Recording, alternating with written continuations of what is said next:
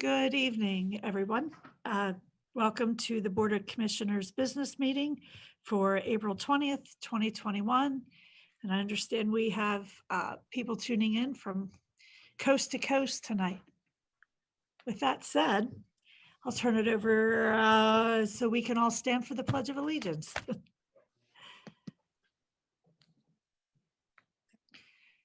I pledge allegiance to the flag of the United States of America and to the republic for which it stands, one nation, under God, indivisible, with liberty and justice for all.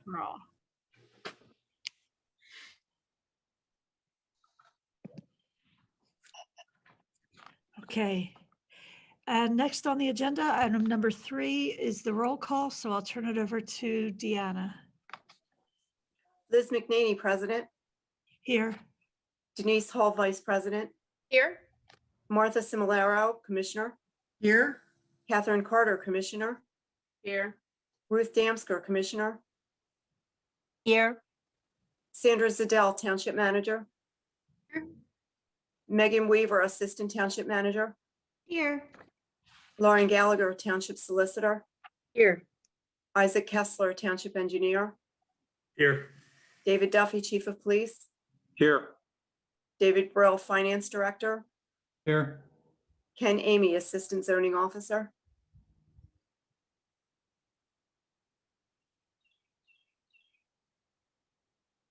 He's muted. Here. I'm sorry about that. There you go. That's everybody. Thank you, Deanna. Next on the agenda, item number 4, the announcement of executive sessions, and I will turn it over to our solicitor, Ms. Gallagher. Thank you, President McNaney. The board did meet in executive session following its last meeting on April 12th to discuss various items of personnel and potential litigation. And the board met in executive session earlier this evening to again discuss matters of litigation and potential litigation. Thank you for that. Next on the agenda, item number 5, public comments and concerns. Do we have anybody calling in to join us tonight? We have no public comment. Okay.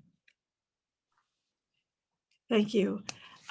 Next on the agenda, items number 6 and 7. I think I'm to turn it over to Sarah, our Parks and Rec Director.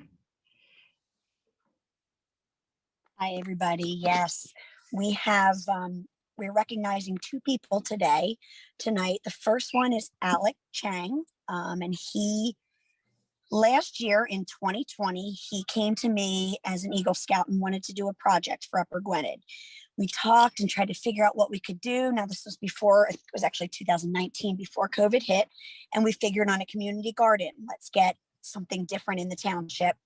So then COVID hit, but Alec and his hard work still worked through it, made us a beautiful community garden that's down in our park right now. And Thursday, April 22nd, we're going to open it finally after a year of sitting there. So we wanted to present Alec with a certificate and a great big thank you. We're going to plant some veggies. Yep, there's the certificate we're going to give him. We're going to plant some veggies down there. We're going to plant some spices, and we're going to plant some flowers and some fruits. So thanks to him, we're going to have a great community garden. So thanks, Alec. We appreciate it. Yeah, thanks, Alex. Thank you. And then my next, oh, there he is. Alec, do you want to say anything?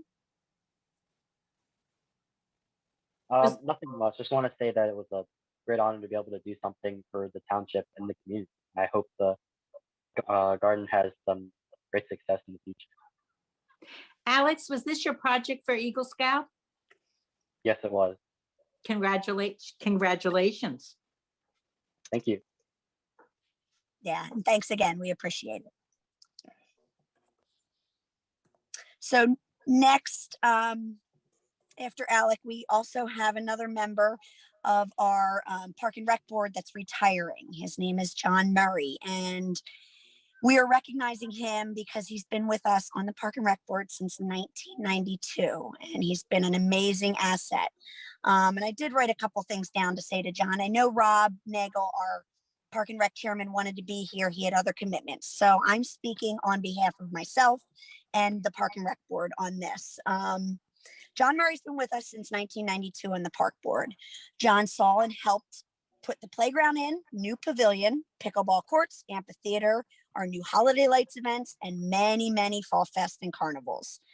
Park and Rec has come a long way because of John Murray, people like John Murray and his countless hours of volunteering, and there's thousands there, I'm sure. I've had the privilege of knowing him for almost 2 years, the past 2 years, and I'm really going to miss his vast knowledge of Upper Gwynedd. I mean, he knows everything from the streets to every single nook and cranny of our parks, and he's really been a nice asset. He made an impact on me, a huge impact on me, and I can speak for the rest of the board. I know we're all going to miss him. He made a huge impact on them as well.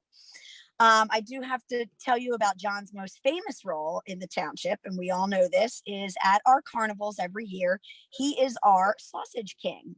He comes to our carnivals. He brings his whole entire family, his kids, his grandkids, his wife, and they are there for all 4 days, all hours of the carnival, making sausage for Upper Gwynedd. He's raised thousands of dollars through this for Upper Gwynedd Parks and Rec. So he did tell me he would be more than happy to come this year and more years to help us. So thank you, thank you, thank you. So we won't be losing him completely, thank goodness. Lastly, I just want to say you'll be missed, John. Upper Gwynedd is very lucky to have you for as long as we did. I'm speaking for myself and the rest of the park board when I say we wish you the best of luck. Thanks. I can't even say thanks. It doesn't even begin to describe my gratitude for having you. So again, thanks, John Murray. There's your certificate. Sarah, and I will I go have to to you. say, you're also speaking for all of the staff and the Board of Commissioners, because we echo all of those sentiments. And I especially echo the sentiments regarding the sausage. John, I think that it was the most delicious sausage that I've ever tried at a community event.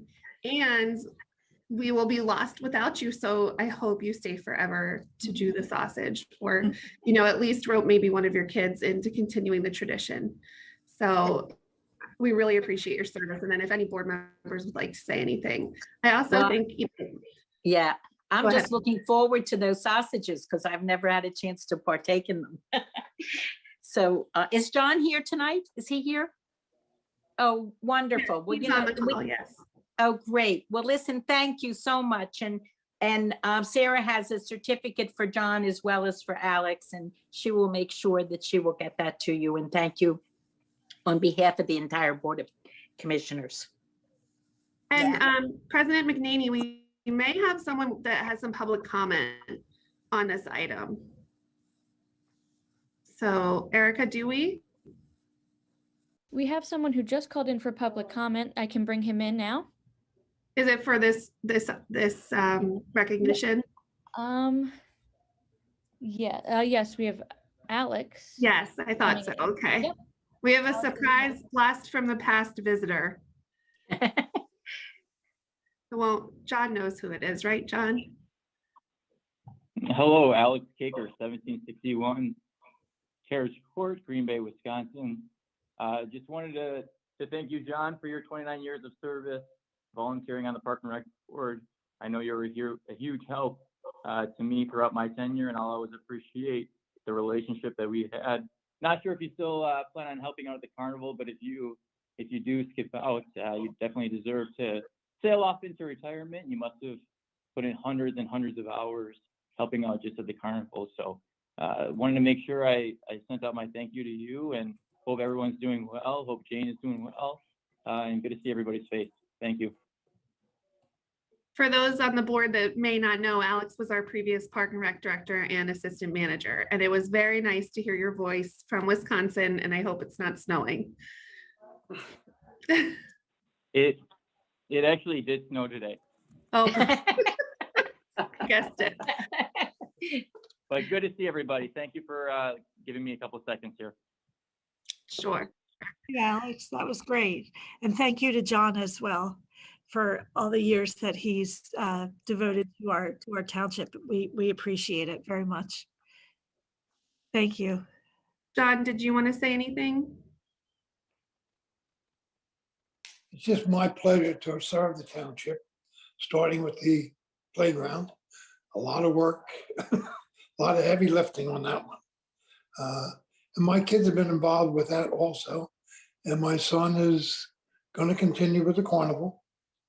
So, you know, I'm hoping we're going to have one this year with the way things are going. But I'll be around, okay? And thank you for the privilege of serving the township. Thanks, John. Okay, Thank you. thank John. you. Thanks, John. Thank you, John. All right, good night, enjoy. Good night. Okay. Yeah, thank you.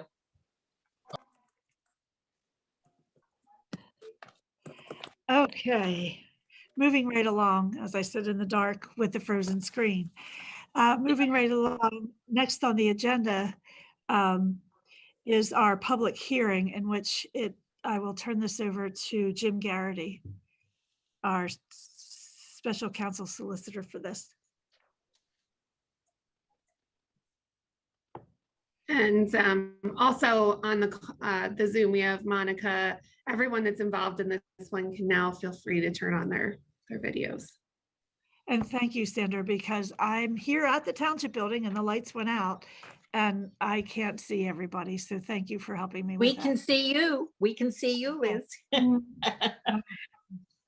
I saw on the township's website that the introduction to this conditional use was to be by Lauren, and I don't know if Lauren wants to do that or wants me to do it. Actually, that was just a typo, Jim. It's still you. Oh, it's Sorry still about me. that. I think that's just a copy and paste error.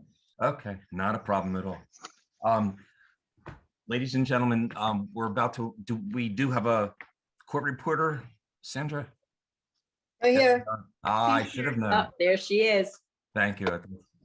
The township has received a conditional use application from Upper Gwynedd Equities LLC. The property that the conditional use concerns is 467 Sunnytown Pike in the township, consisting of approximately 4.65 acres.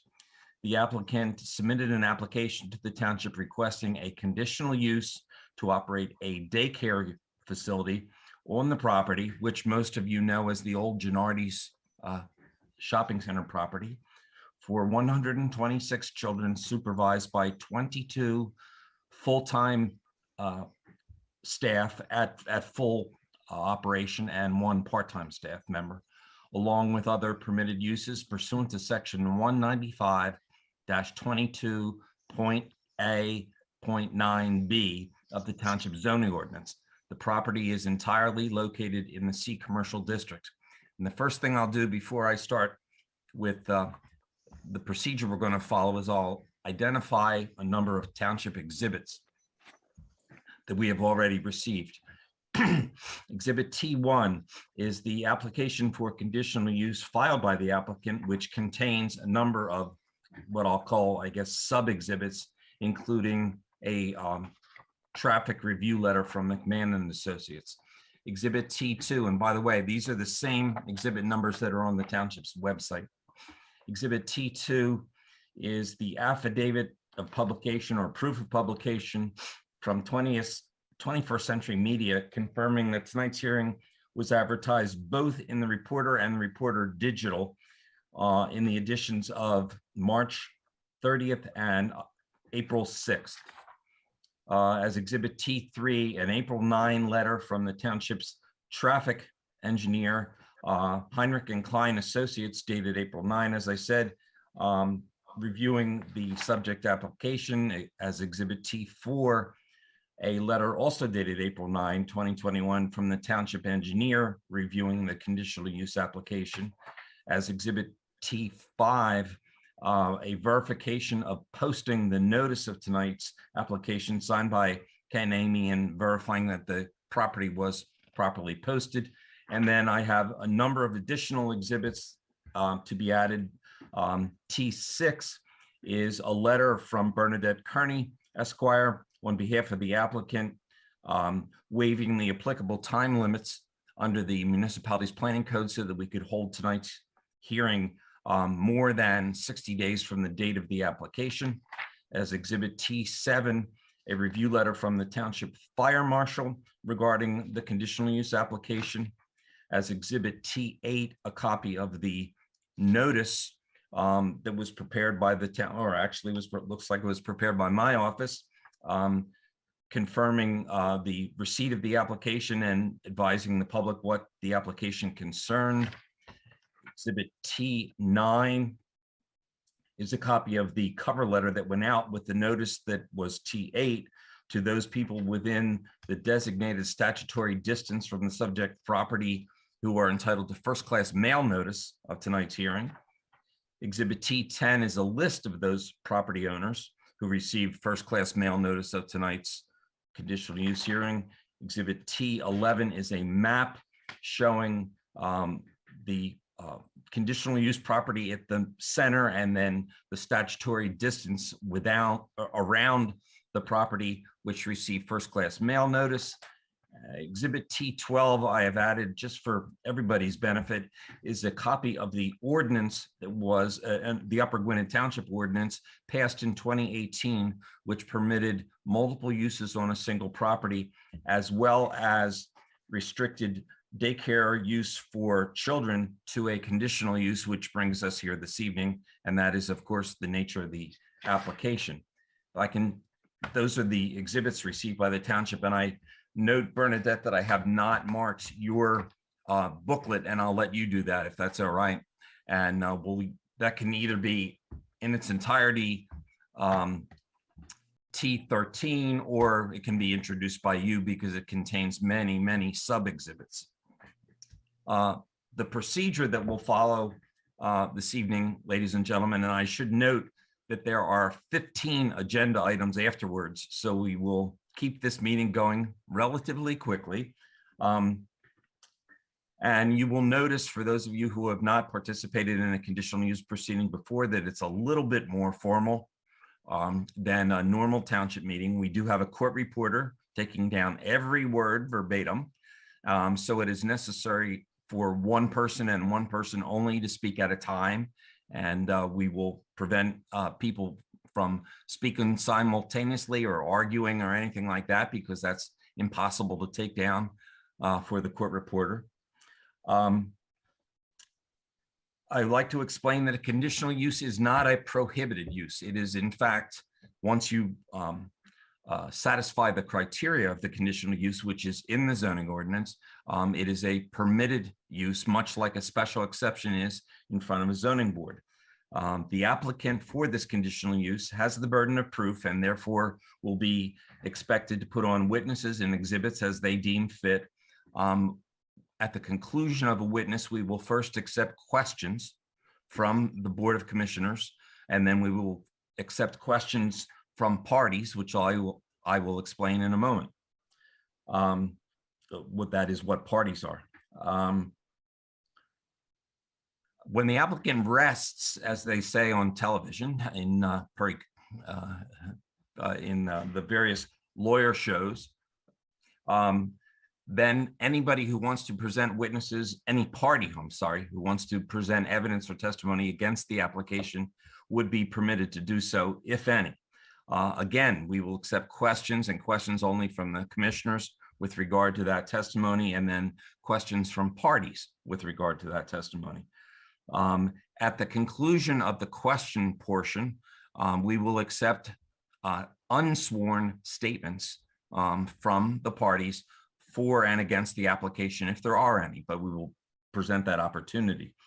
I should explain that during the provision, after the applicant presents its testimony, the commissioners and the applicant will also be permitted to ask questions with regard to the review letters that the township has received and put into evidence. And that's why Andy Heinrich and Monica are here this evening to answer questions, if there are any, from the commissioners or the applicant.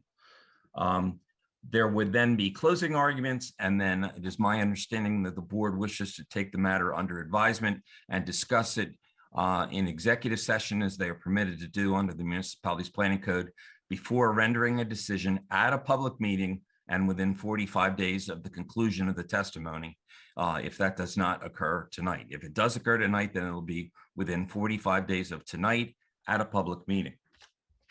Now, let me just explain for 1 second the concept of what is a party. Anyone within the township is entitled certainly to be a party, and that person is required to demonstrate that they are a person aggrieved under the MPC, or Municipalities Planning Code. Person aggrieved means a party, means a property owner who lives close enough to the property that the grant or denial of this application could affect them. And those people would be subject to cross-examination from the applicant's attorney as to how far away from the property they are and what is the nature of the impact that would be experienced by their property, if any. That you do not ever have to be a party, but you can be. But remember, you are subject to cross-examination as to whether or not you are likely to be aggrieved by this application. Being a party means that you can, but you don't have to be, represented by counsel. You can cross-examine all witnesses. You can, you're entitled to a copy of the decision. You're entitled to appeal. And that is the basic nature of being a party. Is there anyone here this evening who would like, under those circumstances, to become a party or be represented by counsel in this proceeding? And I'm assuming we have a hand waving feature in this Zoom, Sandra? Yes, Jim, I was just going to point out the way it works with people that possibly could be in the waiting room. You just need to give a little pause to let Foster Digital, our company that runs the Zoom for us, let us know if there's anyone that would like party status. But I think anyone, they can check for us. And Foster Digital, is there anyone in that scenario? There's no one requesting party status. Great, Okay. thank you. Bernadette, then, did you want to enter your appearance and perhaps provide us with a introduction to your application? Yes, thank you, Mr. Garrity. Bernadette Kearney from Hamburg Rubin here on behalf of the applicant. As Mr. Garrity indicated, we are here for the conditional use for the daycare that's proposed at the former Giant site. If you've driven by, you can see that the Royal Farms is almost ready for its grand opening. And the proposed daycare is located behind the Royal Farms in what we have termed Building A. In 2018, we had been before the commissioners for a conditional use approval for multiple uses on a commercial lot, and we had received conditional use approval at that time. There was an appeal that was taken, and that appeal was resolved in the beginning of 2021. And in the meantime, Mr. Hill will testify as to what has gone on the site. And at this time, we're coming before you for that conditional use for the daycare. And also one of the conditions of the 2018 conditional use was if we proposed a daycare for children, we had to come back before the board. So it's in essence almost two conditional uses coming back under the condition of the 2018 conditional use, and daycares in Upper Gwinnett require conditional use approval. So we're here for that proposed daycare. We have 5 witnesses tonight: Robert Hill, a representative of the owner; Jeff Bevan from Bowler Engineering, who's been involved in the project since the start; Elon Walsh, who's a representative of Guidepost Montessori; Jeff Grace. Unfortunately, Charlie Guttenplan, who had been the land planner at the 2018 hearing, was unable to attend this evening. And Jeff Grace is stepping into his place as the land planner, and John Wishner, the traffic engineer, who has been part of this project from the beginning also. Mr. Garrity, I'm not sure if you wanted to swear them all in at the same time or just do it one by one. Why don't we do it all at the same time? I'm not going to make them stand, obviously, because they all probably have gym shorts on, or jeans or something like I do. In any event, if I could just see the only one, oh, there's Mr. Grace. If I could just ask you gentlemen to raise your right hand, please, and swear or confirm that the testimony you'll give this evening will be the truth and the whole truth and nothing but the truth. I do.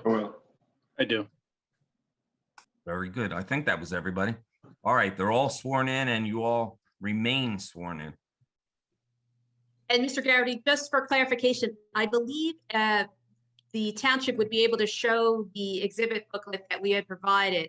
Yes, I see Sandra saying yes. So to start with, can we bring up, and I put the page number down at the right right-hand corner, just to give some directions. It makes it easier. Yes, there we go. Thank you. And Mr. Hill, I believe I see you on here, and I'll start with you. And Robert, Upper Gwynedd Equities. Actually, I apologize. Robert, can you explain who you are and just spell your last name for the record? Thank you.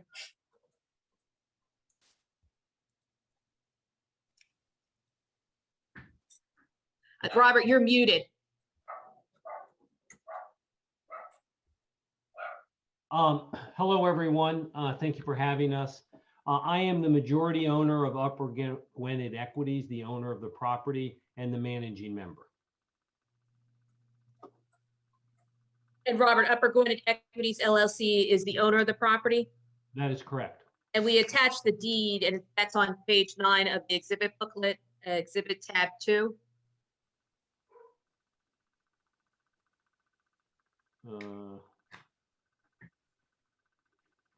It's page 9 in the lower right-hand corner. Any event, Robert, can you explain what has occurred since the last conditional use hearing before the Board of Commissioners? Yeah, we purchased the property in August of 2019. We obviously then were still embroiled in the lawsuits with Provco. We have won all those lawsuits, including their appeals, both of the land development and the conditional use, all the way up to the Commonwealth Court. We demolished the giant building. Before that, we removed a fair amount of asbestos in the building. There was a diesel tank underneath the slab, and demolished that, graded the site, and it completed really all of what we would call phase 1 of the project, which is the Royal Farms, the access entrances on both roads, the drive around the back, the stormwater management, the landscaping, the internal parking lot lights, the decorative lights along the town with the town asked for, and the decorative crosswalks.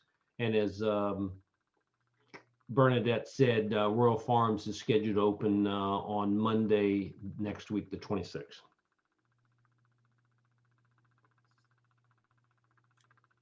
And if we could go to the aerials, which are on pages 75 and 76, they're in the lower right-hand corner.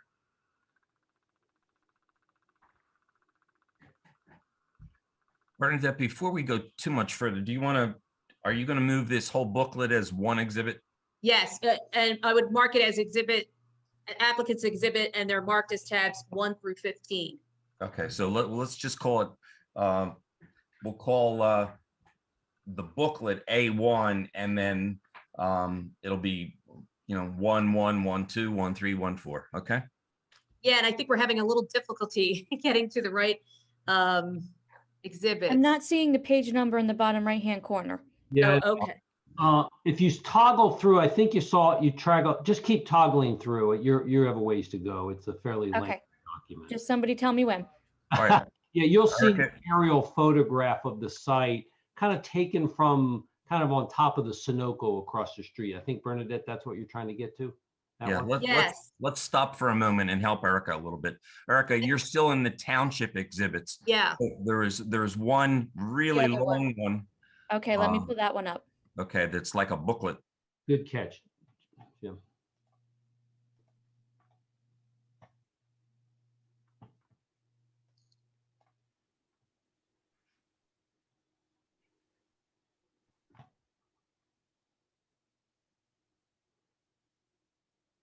There we go. I think you're. Okay. See in the bottom of the right hand. Yep, there they are now. Seven. Yes. Now you want what page, Bernadette? 75 and 76 will be the aerials.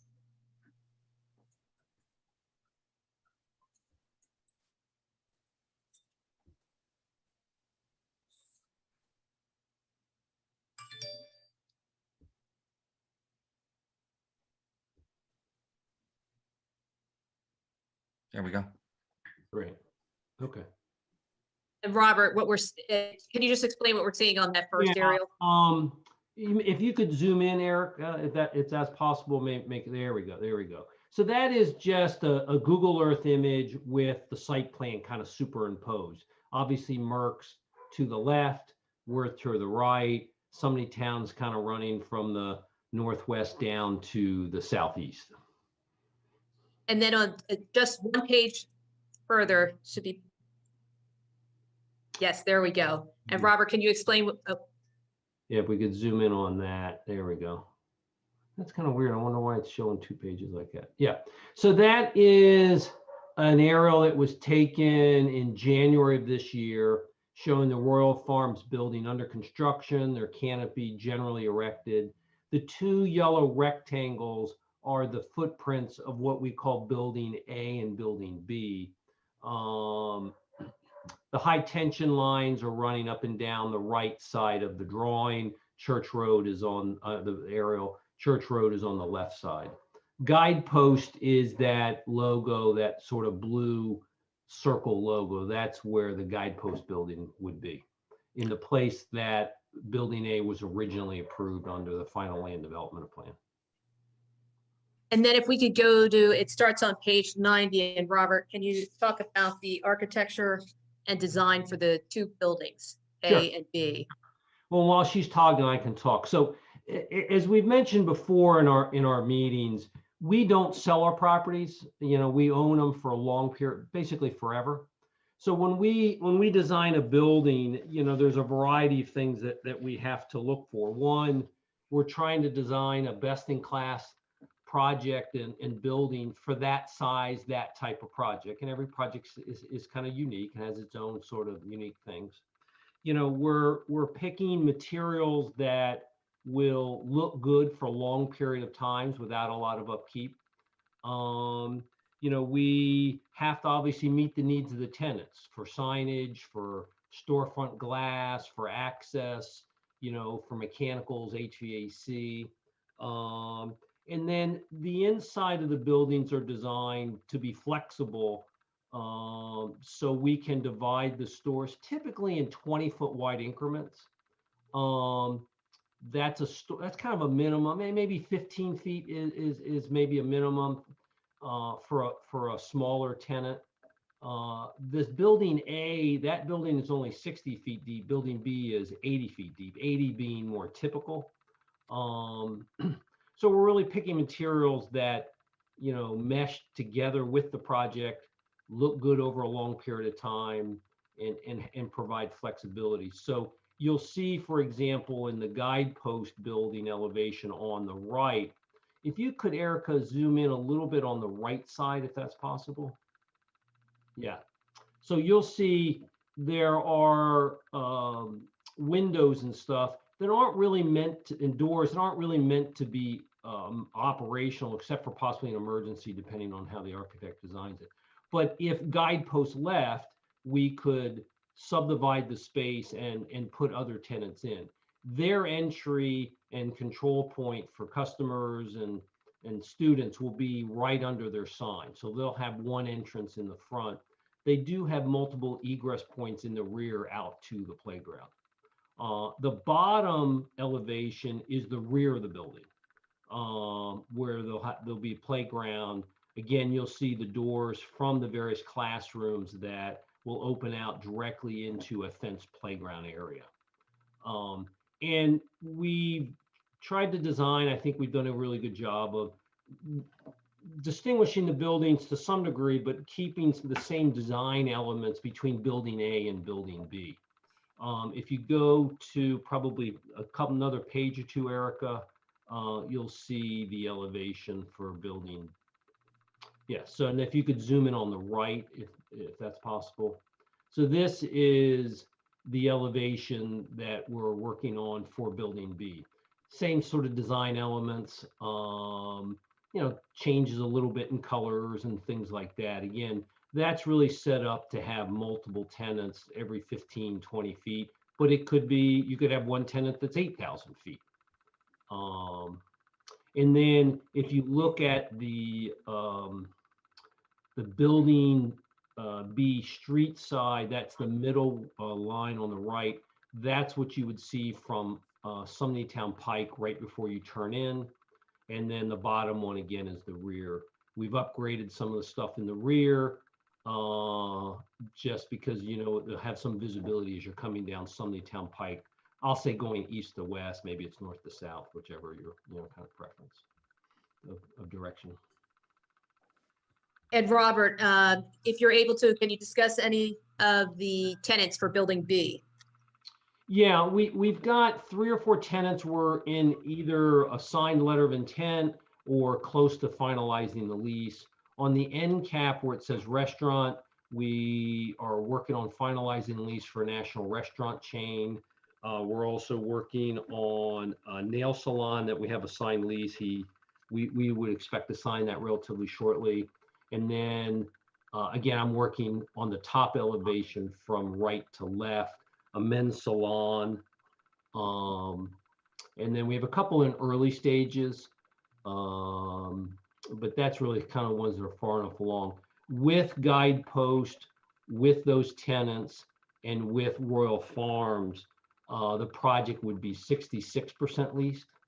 And if you exclude the Royal Farms, would be 59% of the retail stores, including Guidepost.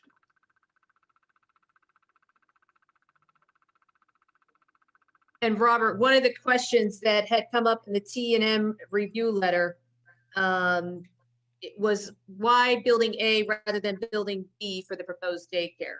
Can you address that? Sure. Erica, could you go to slide 33, please? Because I think it'd be helpful to kind of see the plan as we talk about it.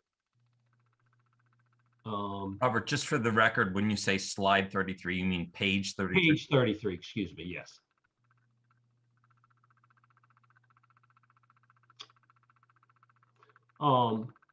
So as Erica gets to that perfect. So the gray buildings are Building A and B. Those footprints are exactly as was originally approved by the township in November 2018. The green box is the playground area for Guidepost. So the reason that they ended up there was really multifaceted, as it is in any conversation with any tenant. It's not one simple thing. One important thing is they only needed 10,000, 11,000 feet. That building's 10,000 and change. They didn't need 13 or 14,000 feet for Building B. 2 is they didn't really want their playground backing up to the high tension wires. And so they'd rather have the landscaping buffer, the apartments as what's going on behind it. And they really just didn't need as much parking as Building B provides. There's sufficient parking in the areas around Building A to suit their needs. So it's really kind of meshing all of those requirements like we do with any tenant in any project, you know, making the economics work, making the site plan work, making the visibility work. And Robert, just to be clear, the Building A is solely for the proposed daycare. No other use would be in that Building A. While They would occupy the exact the entire building. That's correct. That's all the questions I have of Mr. Hill. If anybody had questions for him. Thank you, Bernadette. Are there any questions from the commissioners for Mr. Hill? You can raise your hand if Erica. I have a question, Jim. Go ahead. Is there any type of a barrier between the Royal Farms and the proposed daycare center? Well, there is a drive aisle. There's no bollards, there's no curbs or anything like that. If you're talking the area, Erica, if you could zoom in a click or two, maybe, and put that just click it, zoom in just 1 or 2 clicks. It may make Martha a little bit easier to view. So does that maybe answer the question a little bit, Martha? Or I can see it better. Thank you. Yeah, sure. You know what, Robert, I'm sorry to interrupt, but it might be helpful for me to say that I think Bernadette has, in addition to Mr. Hill, a traffic person, an engineering person, a planning person, and a person from the daycare. Is that correct, Bernadette? Yes. Okay, so consider that when you ask questions that you may be able, for example, if you wanted to ask how the daycare operates, that question should probably be addressed to the person from the daycare, and engineering questions, etc. And that way we'll keep questions to the experts. Not that Mr. Hill isn't. I'm barely, Jim. I'm barely an expert. Okay. Since we have no parties, first of all, are there any other questions from the commissioners? Yes, I have some questions. Okay, go ahead. Commissioner Carter. Yes, I have questions for the daycare provider. Okay, well, let's let him testify first. Okay. Okay. Any other questions for Mr. Hill? I'm sorry. I have a question, Jim. Go ahead, Denise. Well, do any other Royal Farms, to your knowledge, have a daycare on their property? Not that I'm aware of, but I'll be honest, Denise, I haven't actually asked him that question. They are in a variety of projects with other retailers and hotels and a lot of freestanding. I don't know the answer to that. I haven't honestly say I've asked him that. That would be great to know. Okay. Thanks. Any other questions? Yeah, one more question for Mr. Hill. When you said you had 66% leased, you had a restaurant, a nail salon, and a men's salon. Yes. How long or how far in the future do you see leasing the other properties? You know, it's hard to say, Commissioner Carter. I think what often happens in a smaller project like this, where you typically, these are small tenants. I mean, let's face it, they're small tenants. They often want to see progress being made. You know, is the project going to happen? When construction? When is my building going to start? You know, the smaller. They're looking for foot traffic. Excuse me? I said they're looking for foot traffic in order to make commitments. No, not, I mean, maybe yes, but often they've seen how long, I mean, look, we've been working on this project for 5.5 years. So we literally have lost tenants because of the length of time that it's taken us to get this far. We had early on a 8,000 foot medical tenant that we could not get a signed lease because of the Propco appeal. So a lot of tenants just say, okay, is the building under construction? Okay, boom, I can see that. So they tend to make more commitments faster once they see progress. Now, a national tenant, whether it's a supermarket, a drugstore, a Royal Farms, you know, any of the national tenants, they're used to making commitments. So Guidepost is a good example too. They're used to making commitments that okay, I need to do 20 stores this year. I need to do 30 stores next year. I need to do 40 stores, and they're used to the timetable. So it's kind of impossible to say, but it typically accelerates as the project accelerates and things like that. That's been my experience. Thank you. You're welcome. Any other questions for Mr. Hill? Okay, Bernadette, next witness. Thank you. My next witness is Jeff Bevan, and I do have his CV, which is page 97. Excuse me, Bernadette, before you go on, as you introduce them, could they say who they are again? Because you ran through those names rather quickly. Can they introduce themselves again? Yes. And if Jeff is on, Jeff, can you say hello a moment? So it usually pops, there we go. Jeff Bevan, Buller. And Jeff, I'm going to remind you, like I remind all the witnesses, that you're under oath. Understood. Okay. And Jeff, just spell your last name for the court reporter. Beavan. And Jeff's CV is page 97. But I wanted to ask Mr. Garrity if we could offer him as an expert in civil engineering, as he has been working on this project and has testified before zoning hearing boards and boards of supervisors and boards of commissioners. I think we will accept Jeff as an expert in, is it traffic planning or is it engineering? He's a civil engineer, Okay. In civil engineering, subject to any questions, if any, from the commissioners on Jeff's CV. If there are no questions, we'll accept him as an expert for the purposes of this conditional use hearing. No, okay. You're accepted, Jeff, and go ahead, Bernadette. And I apologize, I'm now going to make you go back to the exhibit that we were just had up on the screen on page 33, the site plan. And Jeff, you prepared the plans that we're going to see on the screen, the site plan and the guidepost site plan parking exhibit, correct? That's correct, yes. And can you briefly just describe where the property is located? Sure. The property is located at the northeast corner of the intersection of Sumney Town Pike and Church Road. And the proposed daycare is on the northern side of that site. And can you describe the surrounding uses? Sure.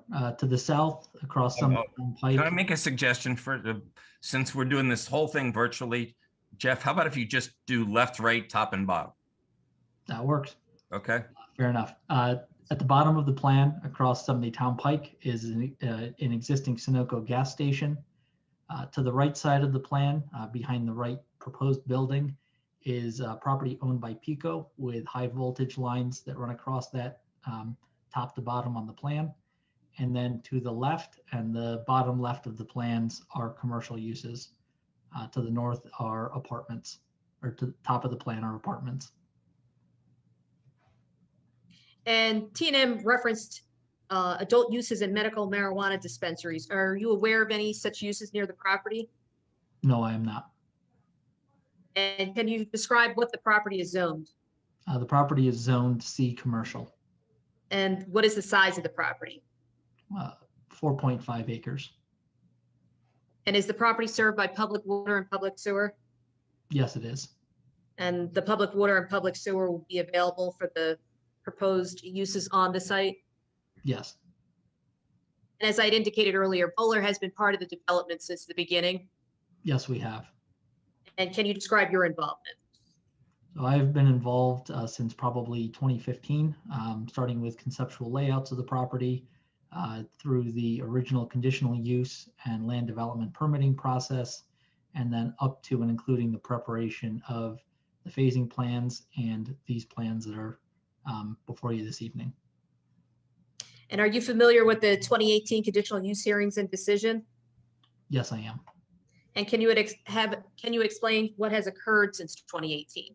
So since the conditional use was received, we have proceeded through the land development process, receiving preliminary and final land development approvals. The Royal Farms has been constructed on the property and is proposed to open shortly. We completed a phasing plan of the site, which had the Royal Farms being completed first, as well as the stormwater facilities on the site and landscaping around the perimeter of the property. And could you briefly describe what's been installed for screening and buffering? Yeah, absolutely. So the existing, at the top of the plan, you can see a series of black dots. Those are existing pine trees along the property line. Those were existing at the time of the Giant development and were preserved through the construction of this project, and in the process of installing additional evergreen plantings along the back of the property to supplement those trees as well. And as indicated, the applicant is currently proposing a daycare for building A.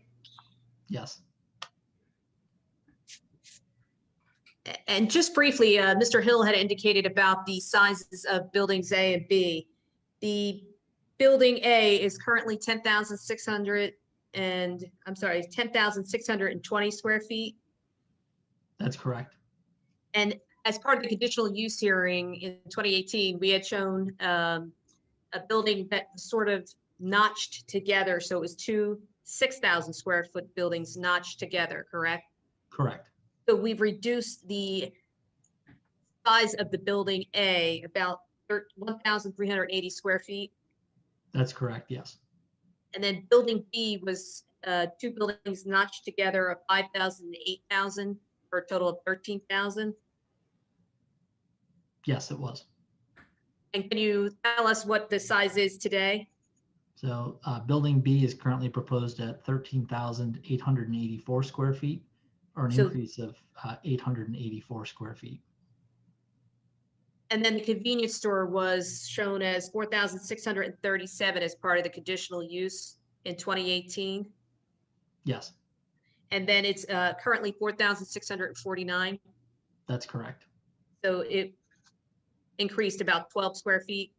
Yes, it did, mostly due to architectural elements on it. So total 484 square feet. It is, the total development is 484 square feet under what was proposed as part of the 2018 conditional use. That's correct, yes. And can you explain the difference that you're going to see as we go through the exhibits? That your plan shows 10,620 square feet, but in other areas, it's identified as 10,439 square feet. Can you explain the difference? Yes, so if you look at the top right corner of the plan, you'll see a small rectangle. There's a proposed landlord room that is part of this structure that is not included in the square footage for the guidepost plan, as that would be retained by the landlord of the property. Bernadette, just so the record's clear, the witness just said the plan. I think the witness meant to say building B is where the rectangle is to be found. Building A. The building A, I'm very Yeah. sorry. Yes, building A. That small rectangle is the landlord area, I think you called it, Jeff? Yes, the landlord room, correct. Very good. And will the daycare building be sprinklered? I believe it will, yes. And can you describe security lighting on the building? So the site lighting was designed to provide minimum township light levels throughout the entire property. The building will also have wall-mounted lighting over doors and necessary points for public safety and safety of the tenants. And has a dumpster been allocated for building A? Yes, I believe that the building A would use the dumpsters that are located to the right of the green area on the plan. You can see a series of 4 dumpsters in a trash enclosure, and the expectation is that they would utilize one of those dumpsters. And can you describe the playground area where it is located? So the playground area is the rectangular area, the L-shaped area in green on the plan here. It's located at the top of the plan at the rear of the site. And what does the playground area abut? It is against the buffer along the back of the property.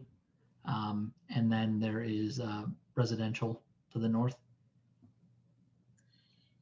And the apartment building that's to the top of the plan, is it the parking lot that is directly against the property line of the subject property? Yes, it is. Yeah, there's a drive aisle parking before you get to the actual apartment buildings. And can you briefly describe what changed from the land development plan to the plan that's in front of the board tonight? Sure. So the plan changes that we've made are relatively minor. The area in green that you see on this plan was originally proposed as a rear loading zone and truck access around what was intended to be originally a retail building. With the daycare occupying the entire structure, the rear access was no longer required for loading. And so that is proposed to be pervious cover as a playground. We also adjusted some curb lines to remove what were cut throughs for that access. And then lastly, modified the parking on the left side of the plan to be 90-degree parking and to slightly increase the parking there without the truck access that had to run through it. And as you indicated, the developer wants to be able to revert to retail sometime in the future if need be, if the daycare leaves, correct? That's correct. And that drive aisle in the back would be reintroduced at that time. Correct. If it was reverted back to retail, that drive aisle would be required and then could be installed at that time. And can you explain the request to do a field change in reference to the change between the land development plan and the plan in front of the board tonight as to those tweaks to the plan for the playground and the parking? Yeah, absolutely. So given the minor nature of the changes that are proposed to the overall site, you mentioned basically converting the rear drive aisle to a playground and some minor curb and striping adjustments. We've requested to handle these as almost a construction field change with a construction set of plans rather than an amended land development, so that the use, should it be required to be reverted in the future, would be approved for the rear access aisle and the associated impervious that goes along with it. The modifications that we're proposing overall reduce impervious on the site. The site stormwater system was designed for the approved land development plan that included impervious cover along the entire rear of that building, which under this condition would be pervious coverage. So with the minor changes that are proposed, we had requested that it be a field change. And can you describe how the playground area will be screened and buffered? The playground will be fenced around the entire perimeter of it. And then, as I mentioned previously, the dots along the top of the plan is an existing mature pine row that is to remain throughout the construction of the project. And then that will be supplemented with additional evergreen plantings that were proposed as part of the land development approval process. Those would be installed along that buffer as well on the rear of the property to screen the understory where the mature trees have a higher buffer. And do you foresee any issue with noise with the children using the playground area? We don't. Like you mentioned previously, the playground is set back about 30 feet at its closest point to the property line. And then the closest apartment building is an additional 60+ feet beyond that. So given the distance, the plantings that are proposed, we're not expecting that to be an issue. And we were discussing parking, and I believe on the bottom portion of this plan, you have the parking calculations, and we also have an exhibit on page 88. Can you describe the parking for the overall site? Sure. The parking for the overall site was designed based on a ratio of 5.5 per thousand, or 161 spaces required and approximately 163 spaces proposed. And if we could go to page 88, I think. Yeah. Do you mean the other way around? 163 required and 166 provided? 161 required and 163 proposed. Okay, I'm sorry. Thank you.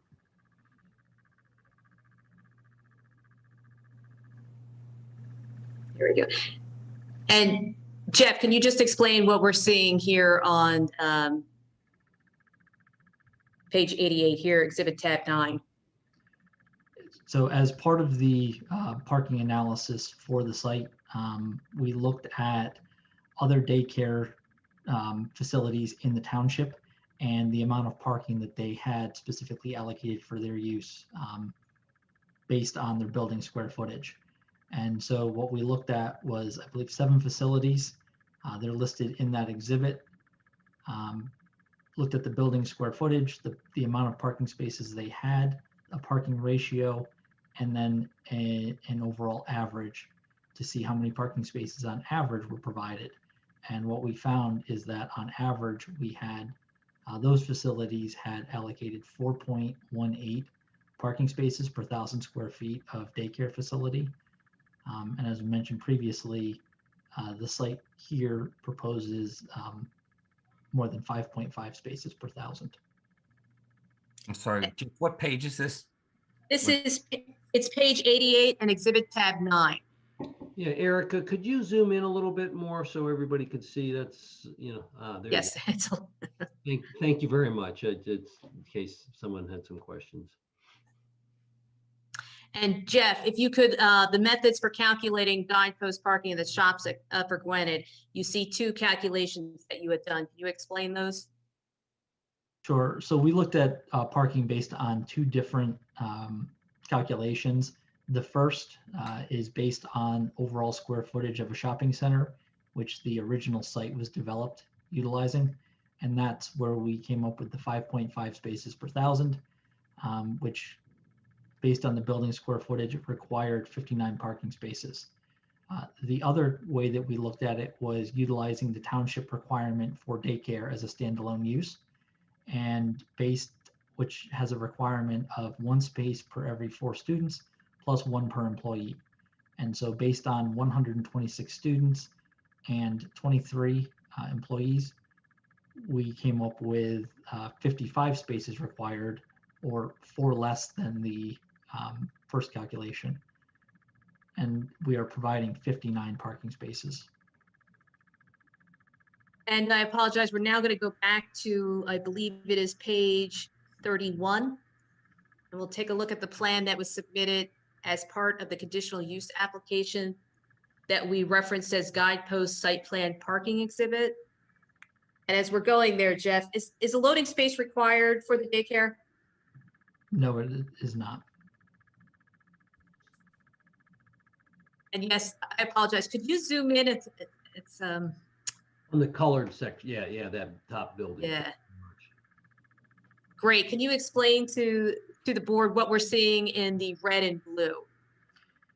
So the red spaces on the left side of the plan and the right side of the plan are proposed staff parking spaces. We have 22 of those highlighted in total. And then the blue spaces in front of the building are proposed parent pickup drop-off spaces. And we have 14 of those highlighted on the plan here. And Jeff, again, overall, the site meets the requirements for the parking. You were just showing locations near building A for parking, correct? That's correct. Yeah, yeah.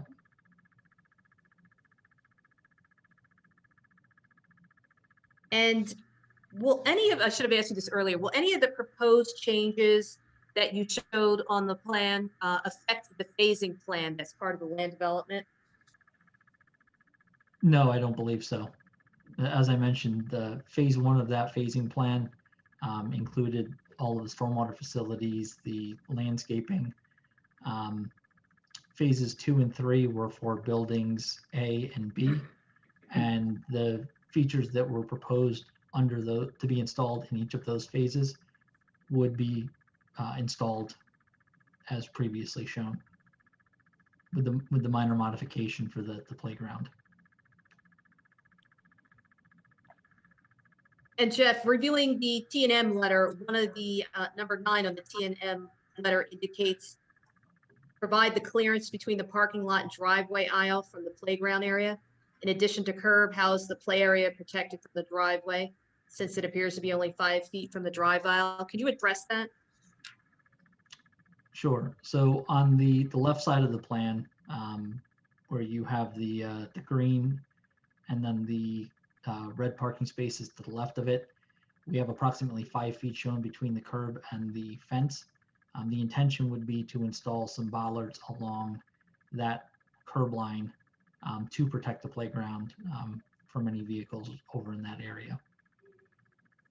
In addition, we would be installing sidewalk up along the side to be able to reach those spaces that are marked as staff parking spaces. And we'd also received the fire marshal review letter that Mr. Garrity had marked as an exhibit. And that also indicates about bollards being proposed. That's correct. And future plans should show these in place, and you will do that? Yes. And the fire marshal had the T&M review letter under number 8, it indicate that the applicant shall obtain fire marshal approval for removal of the access drive, which is where the proposed playground area is now located. Did we receive that approval? Yes, we did. In the fire marshal's letter, I believe that he references that there's adequate access around the building. Again, in the fire marshal review letter, there's no concern with water supply for the site, correct? That's correct. And he indicates there's adequate spacing to allow access to the building for the fire apparatus as required by the IFC. Yes.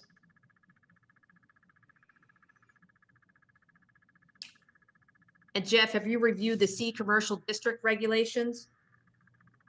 Yes, I have. And the applicant has not asked for any dimensional relief from the requirements of the C commercial district, correct? That's correct. So they meet all of the dimensional requirements of the C commercial. Yes. And in your opinion, in reviewing criteria of section 195, 22A, 9A, is the lot comprised of sufficient area for the internal parking and circulation of employees, contractors, suppliers, patrons, guests, and customers? Yes, I believe that it is. And is the lot comprised of sufficient area for the operation of the requested principal uses? Yes, I believe so, based on the fact that it complies with the requirements in the C commercial district. Is the developer proposing a residential use? No. And has the applicant demonstrated that it can comply with the required parking? Yes. Jeff, in reviewing section 195.27.1 conditional use standards, the Board of Commissioners are to consider the following: suitability of the property for the use desired, and are the proposed changes consistent with the spirit, purpose, and intent of the chapter? Can you just review those? Review the proposed changes? Can you review those criteria in the suitability of the property for the proposed daycare, and whether the proposed daycare meets the spirit, purpose, and intent of the C commercial district? Yes, we reviewed the ordinance, and based on the fact that it meets the requirements for the C commercial uses, believe that it would be appropriate. And can you indicate your opinion as to whether the proposed use will substantially injure or detract from the use of neighboring property or from the character of the neighborhood? In my opinion, it would not detract from the use of the neighborhood. It is in a shopping center, in a retail or commercial area. Believe that based on its location between businesses and complementary uses within the township would actually be an amenity to the area. And then based on the buffering that we have along the property line to the apartments with the mature trees, the proposed landscaping, and distance from that property line, believe that all of those will reduce any potential impact to the surrounding area. And in your opinion, will the requested conditional use serve the best interests of the township, the convenience of the community, and the public welfare? For all the reasons mentioned previously, I believe that it will. The fact that it was a redevelopment of a previously vacant site, and given the type of use and the features mentioned previously, believe that it will be an amenity to the area. And can you address the effect of the proposed use upon the logical, efficient, and economical extension of public service facilities such as public water, sewers, police and fire protection, and public schools? Given the fact that no residential is proposed, we're not expecting any impact to the public schools. Public water and sewer are available to the site, and were previously approved to be connected to the site, and police and fire facilities are nearby. And again, as this was previously approved to be a commercial use, believe that it would be consistent with that use and not put an undue burden on those services. That's all the questions I had of Jeff. Thank you, Bernadette. Are there any questions from the commissioner or township staff? I have a question. Go ahead, Denise.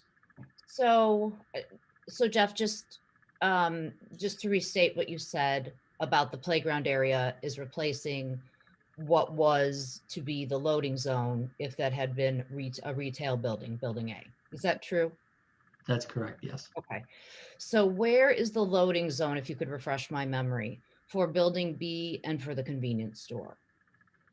The loading zone for building B is to the right side of it. If you can see the plan, there's striping along the right side of that building. Right. That is the loading zone for building B. Okay. And the Royal Farms, I don't believe required a loading zone. But anything that would need to be utilized there has a gore striping area in front of the site. If you could scroll down on this plan. To the right of the canopy, there's a gore striping area there as well. Oh, okay. Should it be required. So would the idea be that the trucks that are making the deliveries would come from the south side of the property, from that entrance off of Town Pike, and then they would go either behind building B on that striped area or to the right of the canopy, correct?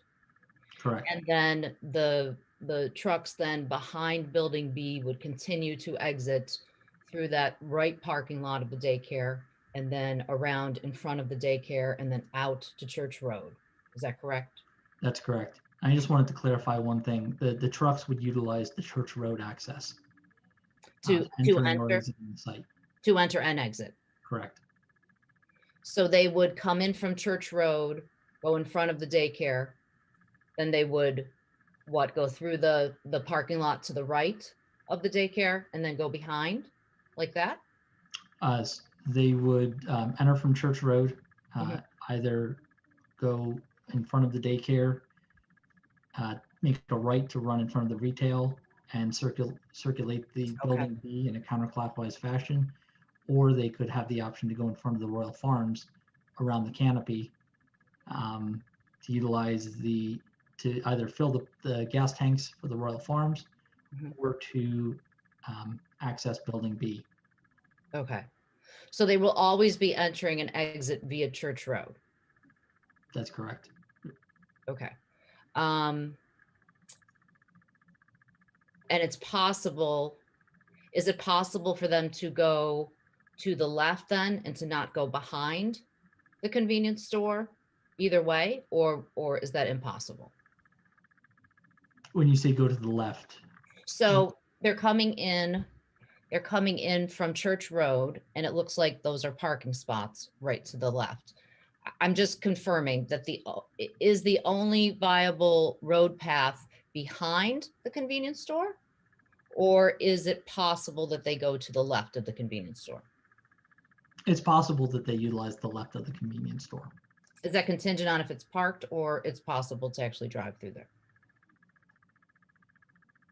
Depending on the size of the truck, for smaller trucks, it would be possible to make that maneuver. Okay. Yeah, excuse me, Denise. Yes. Erica, would it be possible for you to make this plan go a little bit to the right so we could see the entrance there? No, I'm sorry, that's the left for me. There we go. That's it right there. Go back half a click right there. Perfect. Thank you. Go ahead, Denise. I think everybody just wanted to see that turn into the area that Jeff just mentioned. Okay. So the direction that they're going to take, is that something that can be stipulated? Like, can it be required of the trucks to take a certain path? Is that realistic to stipulate? I do want to clarify one point. Looking at the approved land development plan. Yes. One of the conditions on that was that trucks and trailers could not utilize the area to the left of the Royal Farms. Okay.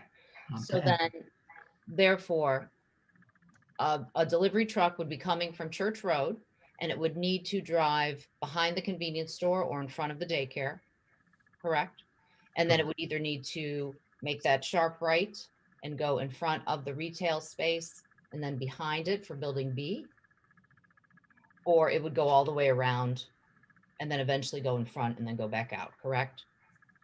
That's correct. Okay, And as part of the land development, we provided truck turning templates for those maneuvers to show that those are feasible. okay, right. That I guess that was my question as well, because I don't really have any understanding of the functionality of a truck. Okay, so also I have a vague memory of there being with the land development plan, a specific time of day that the trucks were required to come. Is that true? Or no? I think it is true, Denise, but it's in the decision no matter what. Right. Oh, I know. That's why I was curious what that time of day was that the trucks would be doing all the deliveries. If you give me 1 second, I'll tell you.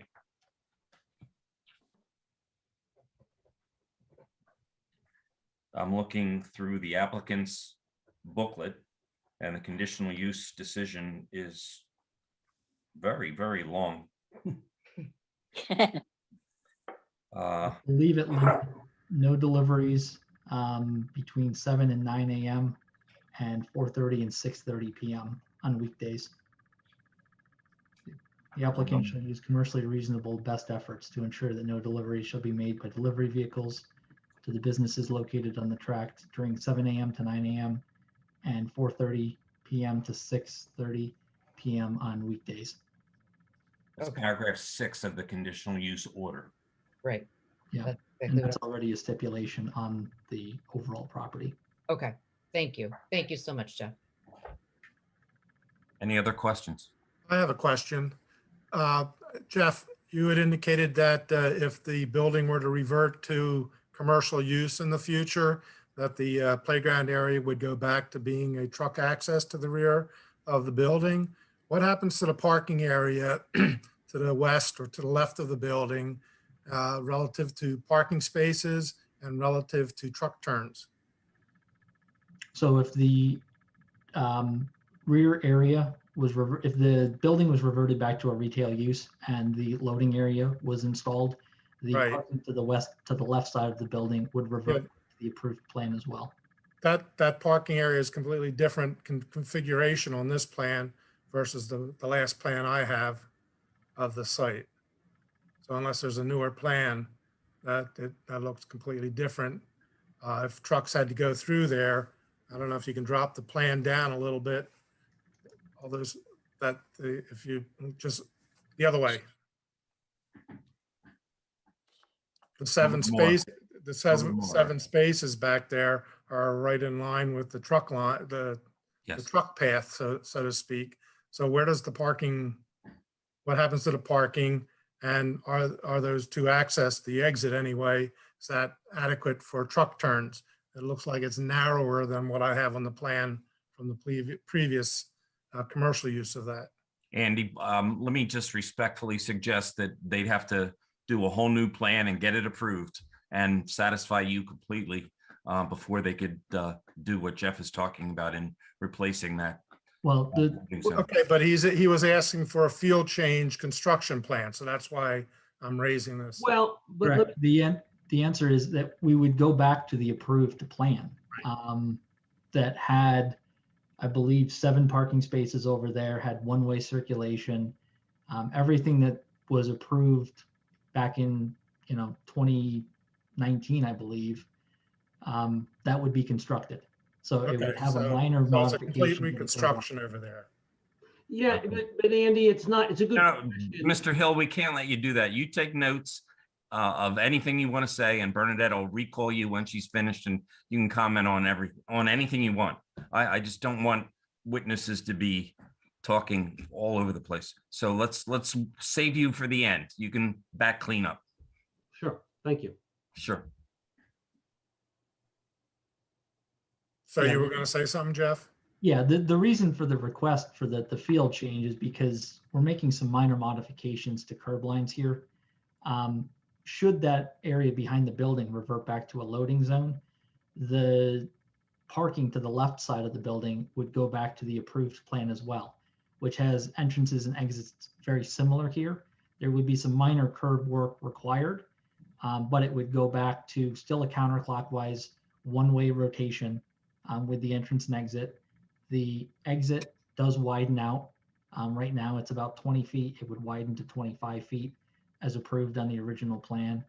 And the truck turn was provided at that time, showing that it could navigate behind the building and then out to Church Road utilizing that path. Okay, So it would still result in 7 parking spaces, albeit in a slightly different configuration over there that was already approved. gotcha. Okay, Anything else, Andy? nope, that's it. Okay, anything else from the commissioners? Yes, I have a few questions. I'm concerned around the times that the students would be dropped off. The drop off between 7 and 8:30, which is the same time that convenience stores are rather busy. And you have, I think you said 12 parking spaces. At 126 students, if they were at full capacity, that's almost 30 parents dropping off kids around that same time. So that's a concern. If the trucks are coming around and the staff has already parked, if all the teachers show up, there's nowhere for the parents to park except for back into the convenience store area. So how does that work? Because the students going to be dropped off between 7 and 8:30. So it just doesn't seem like there's enough parking, even if you're at half capacity. At full capacity, that's 63 parents. At half capacity, that's almost 32 parents. That just doesn't seem like enough parking spaces if all your staff shows up. So I'm going to defer to the traffic engineer on, the exact. I thought you were talking about parking spaces. I am. So I'm going to defer to the traffic engineer on the exact timing of when the trips will occur. But the parking spaces in front of the building, we have 14 that are proposed for parent pickup and drop off. That doesn't preclude them from using any other spaces on the site. But based on the operations of a daycare and information that we received, that's anticipated to be sufficient for parent pickup and drop off. That will occur, the peak may occur at a certain time, but it will occur over a period of hours. Right, but I know for a fact, because I'm a school principal, that the peak hours are between 7:30 and 8:30, which is the same peak hours as any convenience store when you have most people coming to pick up their breakfast. So you can refer to the traffic, but I'm just listening to what you're saying, looking at the designs and reading with T&M in terms of clarifying around the facilities. It just seems that all that wasn't taken into consideration considering the traffic patterns that you have listed on this drawing that's on the screen. That's a lot of traffic for the same amount of hours. Even if you limit the trucks, even in your statement, the deliveries are not supposed to come in, but it wasn't mandated. It said you'd like for them not to come in around that time. And I apologize, Jeff. I think Elon Walsh, who's going to testify next, he's the representative from Montessori, Post Montessori, and John Wishner will be able to address some of those issues that you're asking about. Okay. All right, I have quite a few more. Go ahead. Commissioner Carter, do you have any other questions for this witness? No, he deferred me to the traffic, so I'll wait. Okay, very good. Any other questions from the commissioners? Sandra, anything? I have a question. So talking about the noise from the playground, you gave how far back the trees were to the closest apartment building there. How do you know that it's not going to be a noise issue? Just because the trees will buffer it? Or is there some other way that it's not going to be an issue and the noise in the playground won't be an issue for those residents? It's a combination of the distance from the closest point of the playground to the apartments, the landscaping that's proposed, the fact that it's separated by a drive aisle and parking for the apartments, and then the hours that they would be outside utilizing that play area. Would be during the day, it wouldn't be super early. I'll let Elon Walsh testify to what those hours are. But based on that, the combination of that information, we wouldn't expect that the playground area here would present an issue. Thank you. I have a question for you, Jeff. Sandra Zadell, the Township Manager. In reference to TNM's comment letter, comment 7 regarding parking spaces that should be required.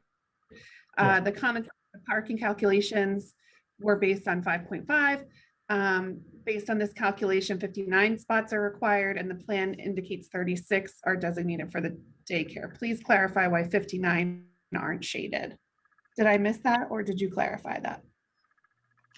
I did not address that specifically. 59 is the township requirement based on spaces being utilized across multiple uses in a shared shopping center. I believe it's the Andy Heinrich letter has some information regarding specific daycare uses, but the 36 that we have highlighted are based on what Guidepost anticipates that they will utilize. 59 are provided on the overall site, but with 22 full-time staff, 1 part-time staff, that's where we base the staff parking number on. And then the 14 is based on their experience with parent pickup and drop off. So you are addressing another question that I was going to ask, the 22 versus the 23. So one of the employees is part-time, so they're not being assigned a parking spot? Typically, when you look at parking calculations, the 22 employees won't be there first thing in the morning. The expectation is that would be over a shift change, that they wouldn't necessarily all be utilizing that at the same time. But general parking calculations account for some employees that are going to either ride the bus or use a car share or be picked up, dropped off at a job.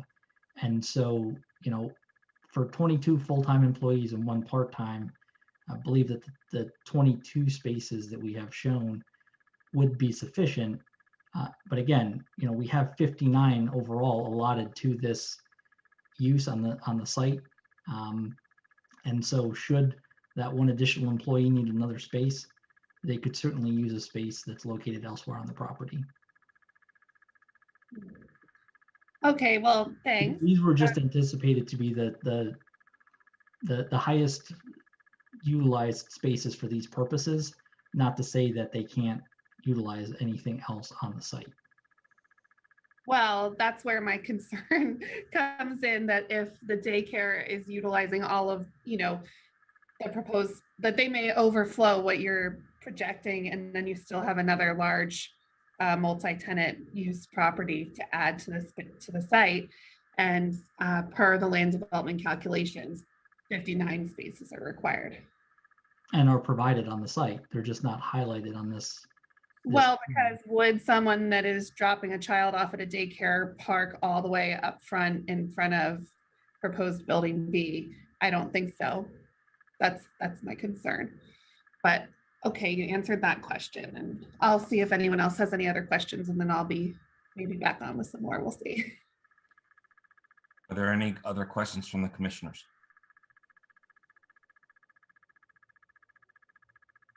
Denise, would it be okay if I asked a couple questions? Of course. Jeff, you mentioned that there is additional buffering being proposed to the rear or top of the plan. I'm sorry, the top of the plan behind the playground area, in addition to the pine trees that were planted along the property line many years ago. Are those additional buffering plantings pursuant to the land development plan, or just Or are they pursuant to any plan? Those are pursuant to the land development plan. So they will be exactly what's on the land development plan. Was that yes, Jeff? Yes, that was correct. Yes. Okay. And you testified that there are 59 parking spaces allocated for this building, and I take it that 36 of them are, we know where they are, and the rest of them are elsewhere on the site as needed. Could be shared on the property among other uses depending on peak demand, pursuant to the overall shopping center calculation that was completed previously. Okay. So that required 59 spaces. The daycare use itself, resulted in 55. So overall, the site has more parking than required under the ordinance. Okay, so you have not designated all those 59 spaces. We have not designated all of those 59 spaces. Okay, thank you.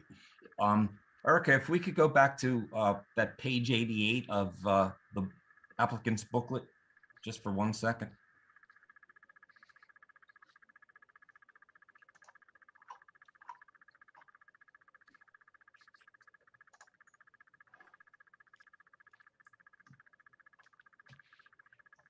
There we go. Maybe zoom in on that a little bit. Jeff, I guess my question is, you looked at these other daycare facilities in the area. How many of them are on pad sites, standalone buildings, as opposed to being in shopping centers? I am going to defer that to the planner. Okay. Because I believe that he's looked at that specifically. Okay, that's fine.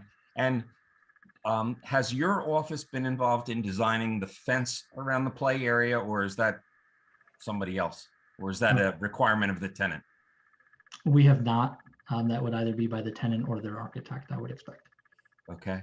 And since the pickup area, or some of the pickup area, at least in the winter, would be after dark, what illumination, if any, is planned for the play area when that situation occurs? So the play area would have wall-mounted lighting, similar to how the loading area was handled when it was a retail use, but it would meet the municipal lighting ordinance requirements for the parking areas, sidewalk areas, and the play areas if necessary. Okay. And I know that the play area you mentioned is in the area where there used to be a one-way driveway, I guess. So that's a lot of impervious that is being taken up. And my question is, have the storm water facilities for the property changed, or are they proposed to change in any way? No, they are not. They would still be designed for that area as if it were impervious. Okay, that's all I have. Sandra, did you have anything else?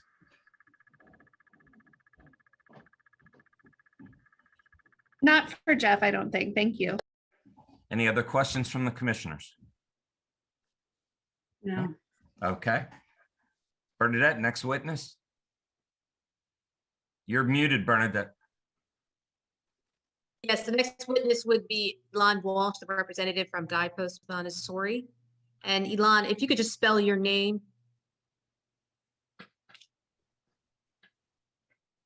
Hi, E-L-A-N, Elon, and then Walsh, W-A-L-S-H-E. And Mr. Walsh, I'll remind you, you're under oath also. Yes, thank you. Sure. And Elon, can you describe by whom you were employed? Higher Ground Education. We are the owner of Guidepost Montessori, all Guidepost Montessoris. And can you just briefly describe for the board your educational background and employment history? Sure. Undergraduate from Cal Poly San Luis Obispo in California, and then master's in business from Arizona State University. I've been with Higher Ground Guidepost since it was a dream in our CEO's living room. And can you give examples of some type of projects that you've worked on for the daycare in the past few years? Yes, I think we're at 82 schools and counting now. We started 5 years ago, and I've been in charge of the construction and development of all of them. And we have marked as your resume or CV exhibit tab 15, and it's page 106 of the exhibit booklet.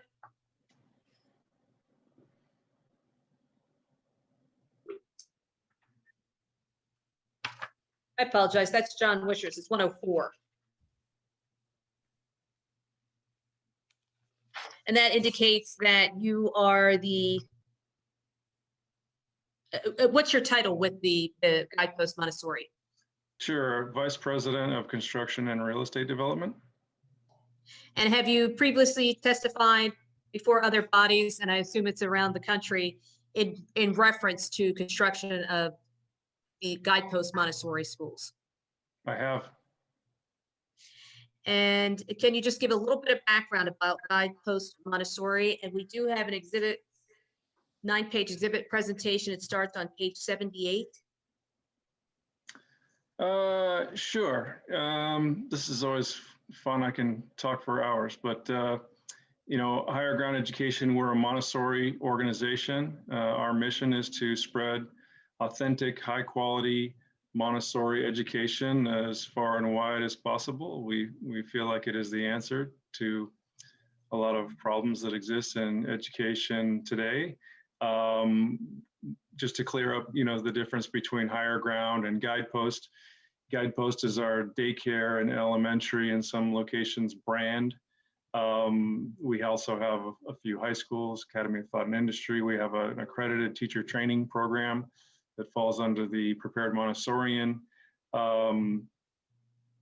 brand, if you will, or entity. We also have a couple of software companies that support our sort of back of house.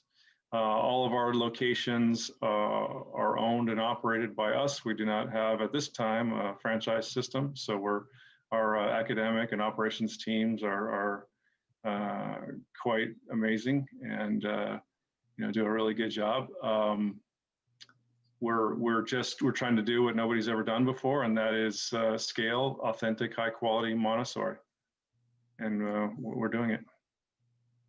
And can you explain how Guidepost decided on this site for its proposed daycare? Sure. I mean, we're pretty opportunistic when it comes to locations. We're very detailed in our demographics search. We're looking for a density of 0 to 6-year-olds. Sometimes we do have brokers all over the country. We would hope to be in any city across the country that will support our school.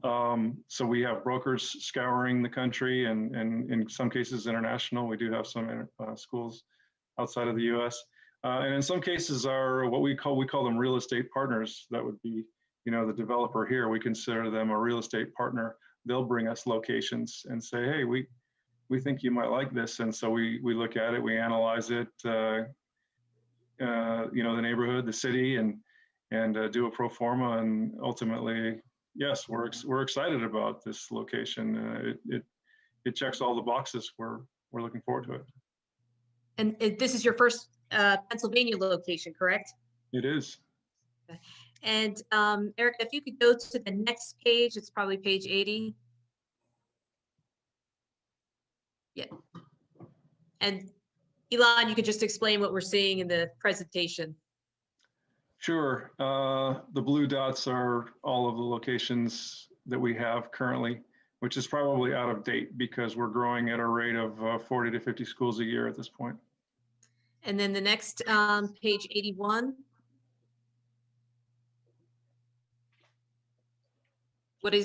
What we see on that screen? Can you tell us what that is, Elon? Yeah, that looks like locations that we currently have. There's some of our New Jersey locations, which is growing like crazy right now. We've got a couple of our New York and Brooklyn locations there. And then obviously this is not too far away, Upper Gwynedd. And then the next page, 82.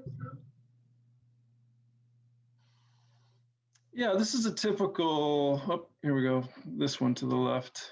Yeah, so this is our operational capacity that we're planning here at this location, and staff counts, and then hours of operation, 7 a.m. to 6 p.m. Licensed by the state. Most of our, I would say, daycares are regulated by state childcare licensing, which this place will be as well. And one of the questions had been about the staff, and it indicated on this page that it says 22.5 staff at full enrollment, and the half represents one floater employees who is part-time. Can you explain when the staff arrives, if everybody arrives at the same time, or how the staffing works? Yeah, I was thinking, obviously, when we were talking about parking, that's our total staff. And they will not all be there at the same time. So in the morning, for example, it depends on enrollment, of course, which we plan enrollment to be at its max in approximately the beginning of year 4. But either way, even when we're at our max, there might be between, say, 16, I would say maybe 18 at the most staff members there in the morning, and then there's a shift change in the midday.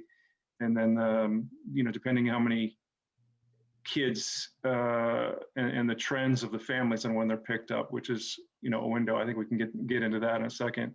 But, we would only keep staff sort of in the aftercare hours as required, depending on how many, when families start to pick up their children. And that's a pretty wide window. Okay, and we can get into that, but I wanted to point out the hours of operation are indicated as 7 a.m. to 6 p.m. Monday to Friday. Yes. And so you're not open on the weekends? We are not. Okay. And if we could go, we'll come back to this sheet, but if we could go to the next couple pages, yes. And can you just describe what we're seeing in these photos? Yeah, that's one of our typical classrooms. Most of them look pretty similar to this. We have a similar color palette and finishes. We're trying to strike a warm, a balance between warm but also clean and orderly. Montessori classrooms are typically bigger than most daycares. We oftentimes, I would say most of the time, our classrooms are larger than is required by the state, because in a Montessori classroom, there's a lot of free movement to get to the teaching materials and bring them back to a table and work. So students are working on their own separate work items at any given time. And if we could go to the next page, which I believe is 84. Oh, okay, sorry. We have the multiple age. That was an infant room on the other one. This is toddler, and then children's house is over to the right. So toddler and children's house are pretty similar, different teaching materials, age appropriate, but the same kind of concept that I was just describing before, where the teaching materials are on shelves, usually around the perimeter of the building or in various places, and then the children would take those teaching materials and bring them back to their table, or in some cases there's a rug that's rolled out on the floor and the work is done on the floor. A lot of free movement. And then if we could go, it's probably page 86. I think we're halfway. Yep, we talked about that, and then we go. There we go. The outdoor play area. Can you describe the playground? Sure, it's pretty simple. We try to have play equipment. We're not too into the multiple colors, kind of the rainbow. We try to make it somewhat of a natural environment, but proper. We have a vendor that designs and installs all of our play equipment, and they have all the proper licenses and accreditations to install legal and safe, age-appropriate play equipment. We prefer the wood chips, which are also, it's not just mulch, they're specifically designed for fall zones around the equipment, and the fall zone has to be and typically 6-foot radius around the edge. And then we like to surround the play equipment and fall zone areas with a tricycle loop, which you're seeing here. And then the remainder of the area in grass. Occasionally, we'll have little planter boxes where each of the classrooms can, have practice gardening or planting. And do the students go out all at one time, or how does that operate? They can, but typically no. The infants are on a different schedule. The toddlers are on a different schedule, and then the Children's House, which is a Montessori term, is 3 to 6 years. They have different shifts. However, the age groups are separated. They have to be separated by childcare licensing. So, the NIDO and the toddler, NIDO is an infant term, the toddler and the Children's House, they have their own play areas, and that's required.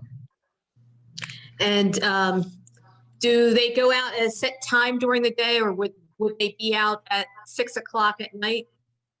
No, certainly they're not going to be out there when it's dark. The schedule's not set in stone, but I can tell you, roughly there's a, sort of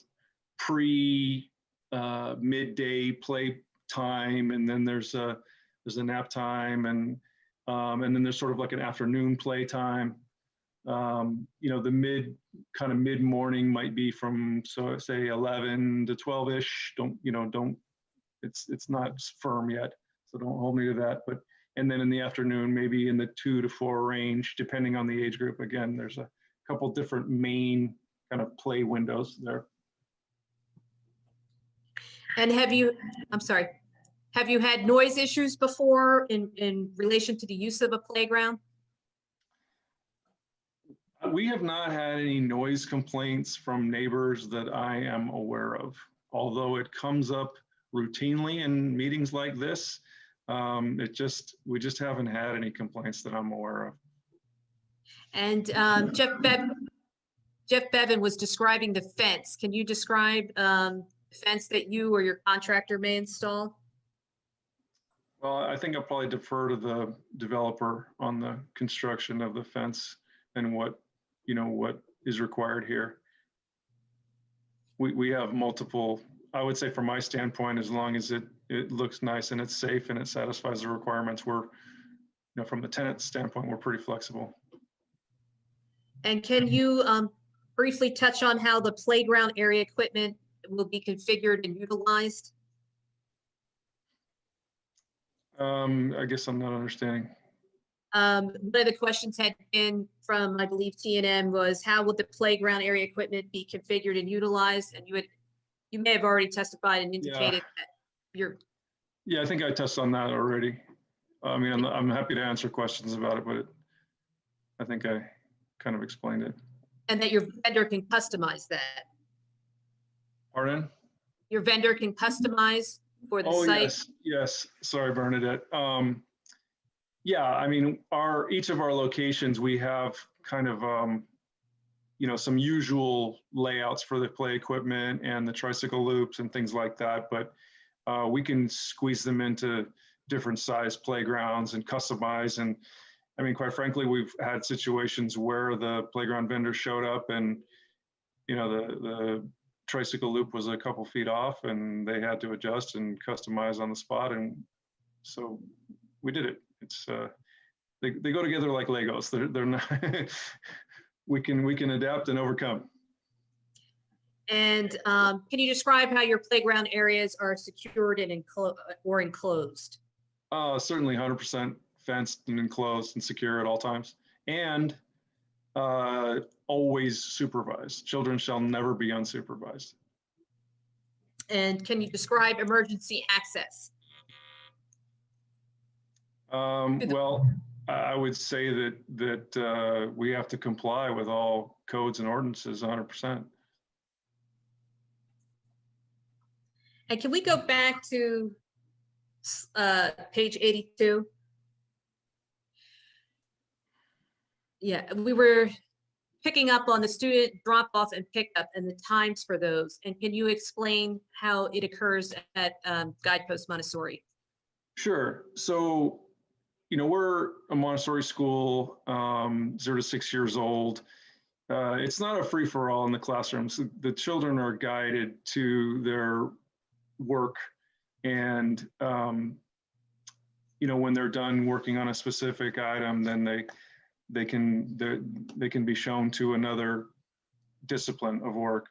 So they're definitely not roaming around free. The guides, as we call them, the teachers are helping them to find their next topic of study. Because of that, it's not like a typical school where class starts at 8 and everybody needs to be in their seat by 8, for example.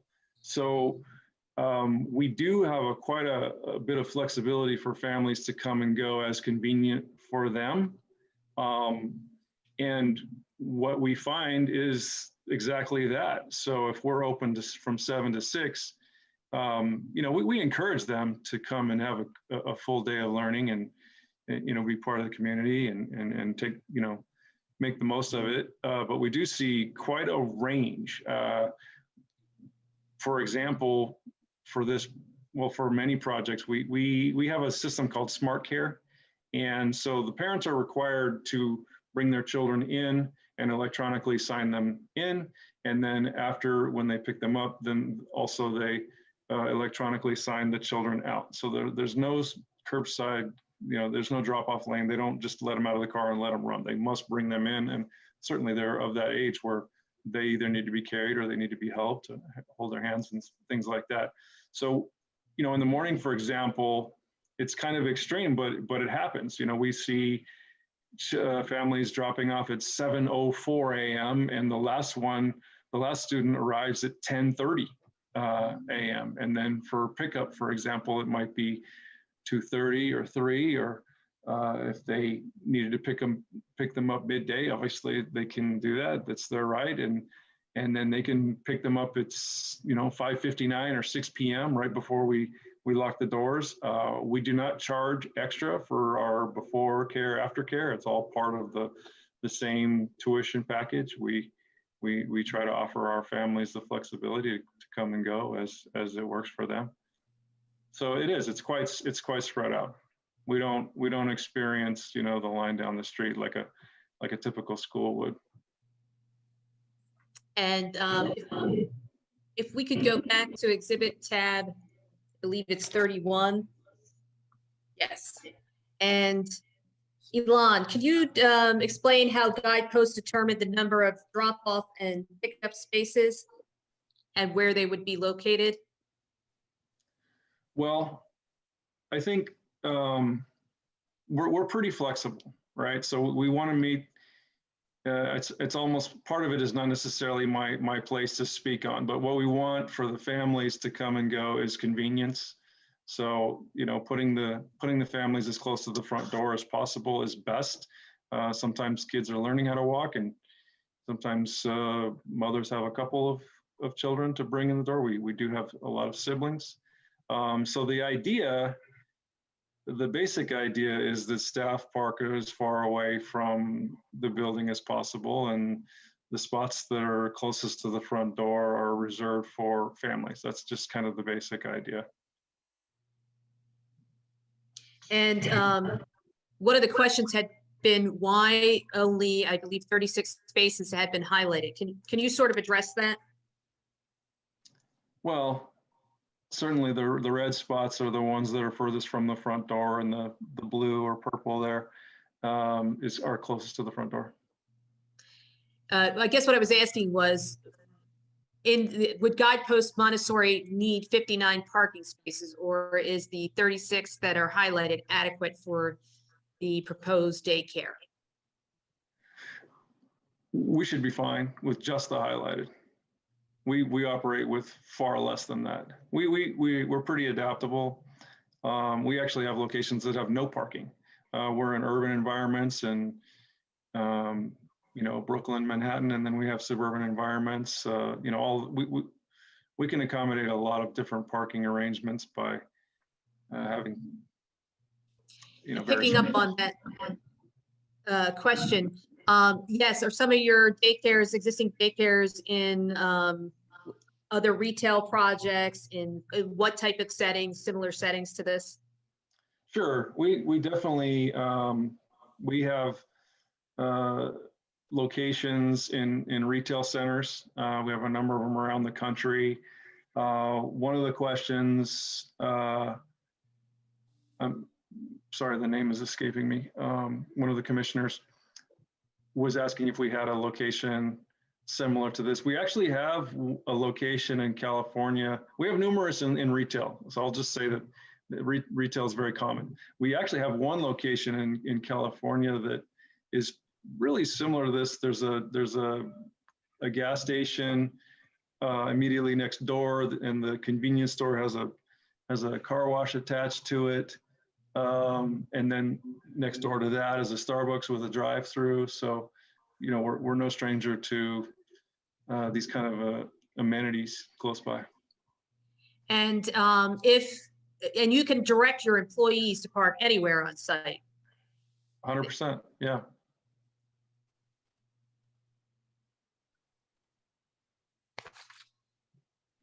And so as do you have any concerns as to the location of the drop-off and pickup as shown on the plan?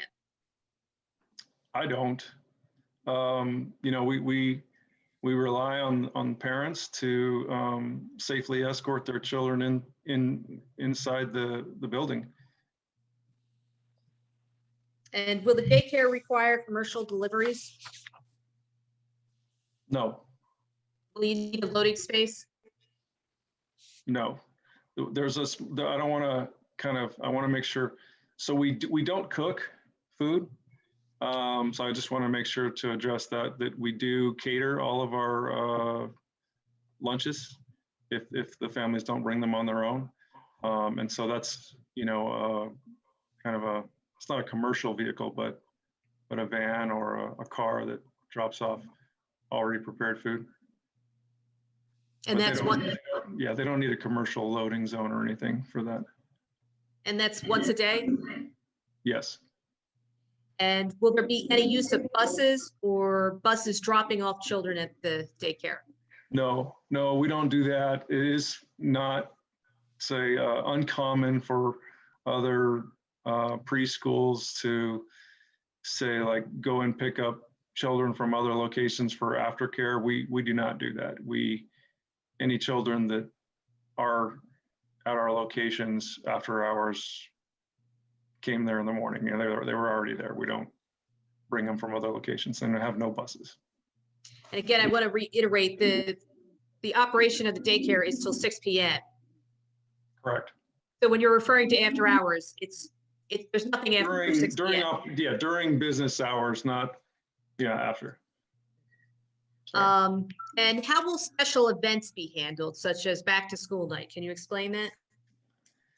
Yeah, we don't have that set in stone right now. I can tell you that we do have a lot of locations where there are concerns about an after school night or a school play or something like that. We're going to be totally flexible there. We can even meet with parents, per classroom or per age group, and we can be flexible to cooperate with the tenants to make sure that we're not flooding the parking lot with some major event.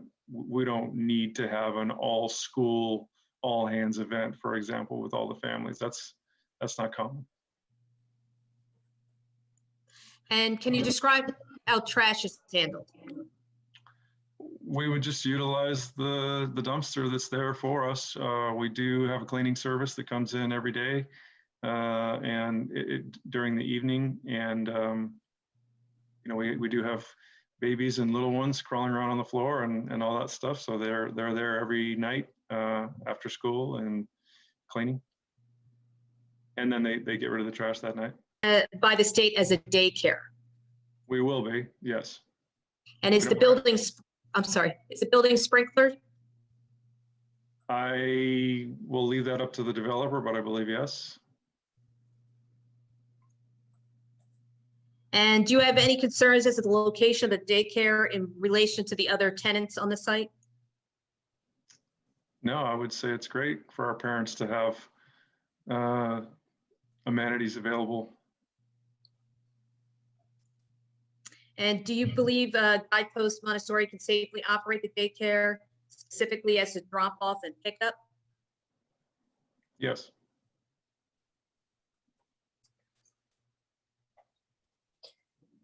I think that's all the questions I have of Elon. Any questions from the commissioners? Well, I'm not a commissioner, but of course I have a question. Sandra Zadell, the township manager.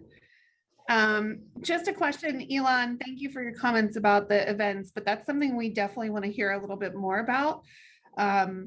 Just knowing daycares and how they operate, they have things like, you know, spring hat parades or donuts with dad at drop off, things like that. How are you going to handle, like, we do need to hear about that as part of this application. Well, we haven't planned, you know, this school is a ways out, so we haven't planned those events. It's kind of a hard one to respond to. I guess I can just say that, you know, if there's a no-fly zone sort of window of time or a maximum, you know, size event, we're happy to cooperate. Okay, so let's talk that through for a moment. So remind me of how many would be your top children's enrollment? It's like a. Yeah, 126 is our operational capacity. So what if you wanted to have, you know, donuts with dads and 126 dads wanted to come? Yeah, that doesn't make sense. I think we would do something like plan out, say, an age group at a time, or say even a room at a time or something like that. Okay. I don't think we wouldn't, it would be pretty stressful, I think, for us to do an all school event like that during the middle of the day. So you don't. I don't think we would want to do that school wide. We would want to. Not donuts with dad, but you never do any all school events like a holiday sing or something? It's rare. Okay. I don't want to say never, but if we did something like that, I think it would have to be planned in cooperation with the center, and we would have to ensure that we're not stressing, you know, our neighbors, our the other tenants, our landlord, the community, things like that. Okay, thank you. Any other commissioners? Yeah, I have a question. Oh, go ahead, Catherine. Go ahead, Martha. And this may not be a question for you, Alon.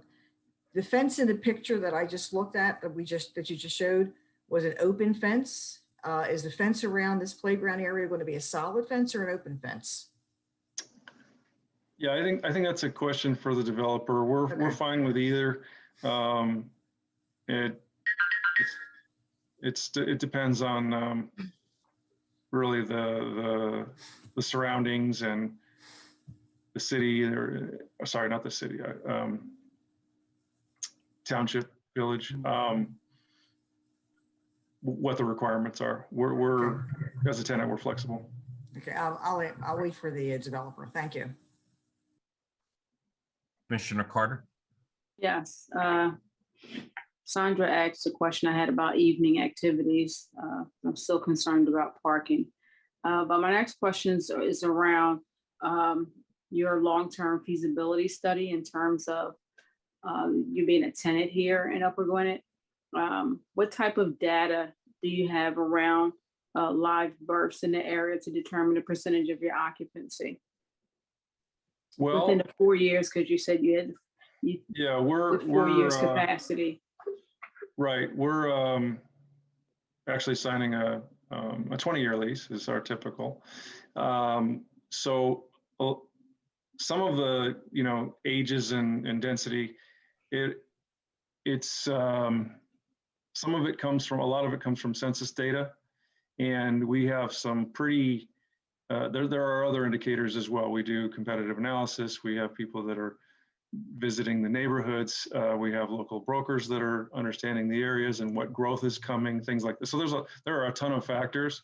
And we look at all of them very carefully. You know, when it comes to some of the data that's available, we have some software where we can create heat maps, and we analyze the numbers of, we look at the age of the population in the area. We look at the numbers of children.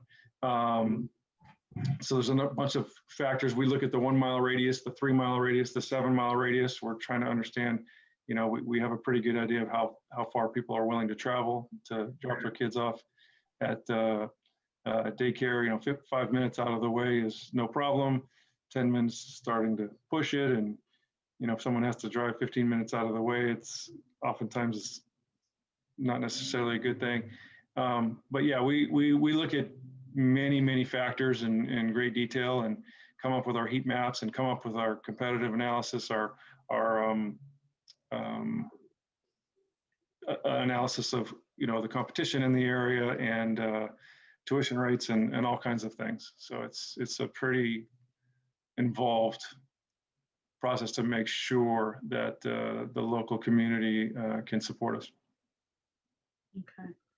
When you said earlier that you don't have buses that you don't provide transportation for your daycare, but will you be working with the school district for some of the school districts that have half-day kindergarten to offer that to your students, or you don't offer that?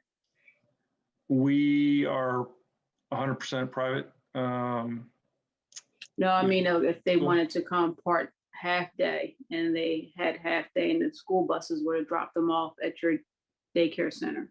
No, we do not offer that. No.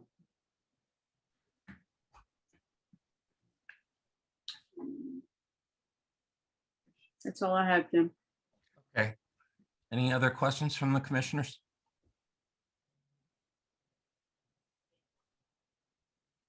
Again, is it okay if I ask a couple of questions? Yes, please. Yes, okay. Was that to me? Sorry. No, that's to Denise. Thank you, Mr. Walsh. Oh, okay. I had a question. The application indicates 22.5 employees, and I guess I was just wondering, are those 22 people or 22 full-time equivalents? 22 and a half people. Okay, so some of them are. There's not, for example, 44 half-time people. No. Okay. Those are 22 and a half people. All right, 22 and a half full-time and yeah, full-time people. Yeah. Okay, gotcha. Okay. Do you have, I noticed looking at the fencing around the playground area, Mr. Walsh, it looked like I would call that unclimbable fence. It looked like there's, except for a very low bar and a very high bar, there's nothing in between for the kids to try to climb over. Is that a specification that you will impart to the developer? No. I mean, we're not a big fan of chain link, although, you know, black vinyl chain link is oftentimes in some large areas that works. The fence that you saw in the picture is white vinyl. It's really durable. It looks nice. We also have aluminum kind of picket fencing that's see-through. So, you know, we don't, I guess I'm not concerned about children climbing. The fence is not climbable for 0 to 6 year olds, I would say. Okay, well, you don't want to meet my 4-year-old grandson then. Yeah, I would say that the fence here is not climbable. Okay. But it's not a major concern. Do you have a minimum fence height? Typically it's 6 feet on the perimeter. 6 feet, okay. Because the fencing that I noticed in those pictures looked like it was maybe 3.5, 4 feet at the most. Right, so there's two different types. There's the perimeter, which is outside to the public, and then there's the age separation. So the age separation can be lowered, typically only maybe about 4 feet. Okay. We have lower, sorry, I should clarify, we have shorter fencing separating the age groups. Gotcha. So the age groups have fenced in areas so that the age groups don't mingle if they happen to be outside at the same time. Right. Gotcha. Okay. And what about gates, for safety purposes? Has there been any discussion about where they would be and where the locking mechanism would be?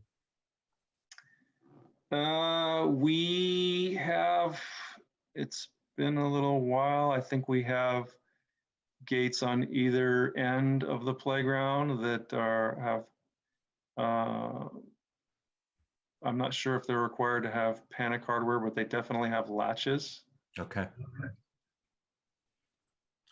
I know Montessori is a specialized kind or form of education. I was just wondering, to what extent are your guides or teachers certified Montessori teachers? I would say the lead guides are always always have some type of Montessori accreditation. Okay. And then there are assistants that we can run through, that we can offer, our own, because we do have an accredited, MACD accredited Montessori training system in-house. Okay. And I just want to be a little bit clearer, if I could, on the pickup and drop off. Tell me if I understand you correctly, that it is the parent's responsibility to bring the child actually inside the building, close the door and sign the child in. Yes. And the same process takes precedence in reverse, or is done in reverse when they pick up. Exactly. Yes. Okay. And are the parents permitted inside the building anytime they want to be?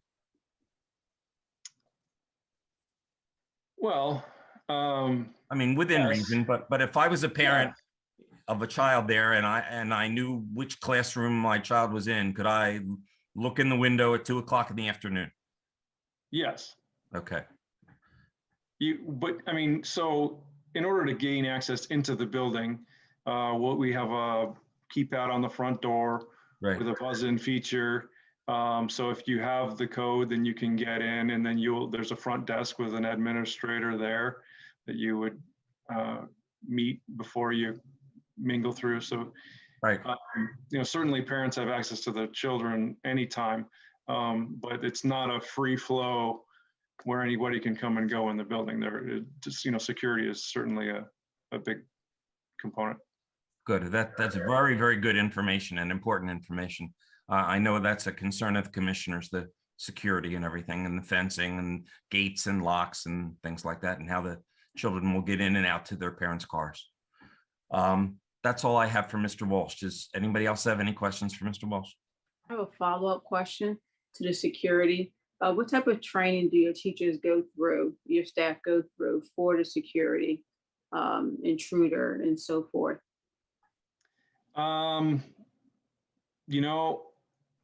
We have protocols in place. I'm definitely not the right person from operations to go through the manual. So I apologize. I'm probably not the best person to respond to that. I can definitely follow up and get some information for you, but I would hesitate to read the manual, so to speak. Okay, thank you. Any other commissioner questions, staff questions? I would like that information though. Okay. Certainly. I'll make sure, Commissioner. Yeah, I'll procure that, and we can get it back to you. Thank you. Jim, is it possible to, it's 9:16 at this point. Is it possible to continue the remainder of this hearing to another date? Well, it's certainly possible, as long as we started by the date on the extension of time from Bernadette. do you have a meeting that's relatively soon? So I know Mr. Hill is anxious to get a decision on this application. I'm sure Mr. Walsh is too. Yes, our next meeting date is May 10th. Bernadette, would that be available for you?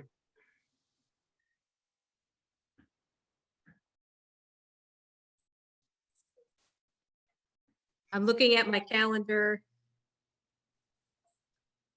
I guess you have Yes. left the planner, Mr. Wishner, and I'm going to ask you, since we're doing this, will May 10 probably be by Zoom, Sandra?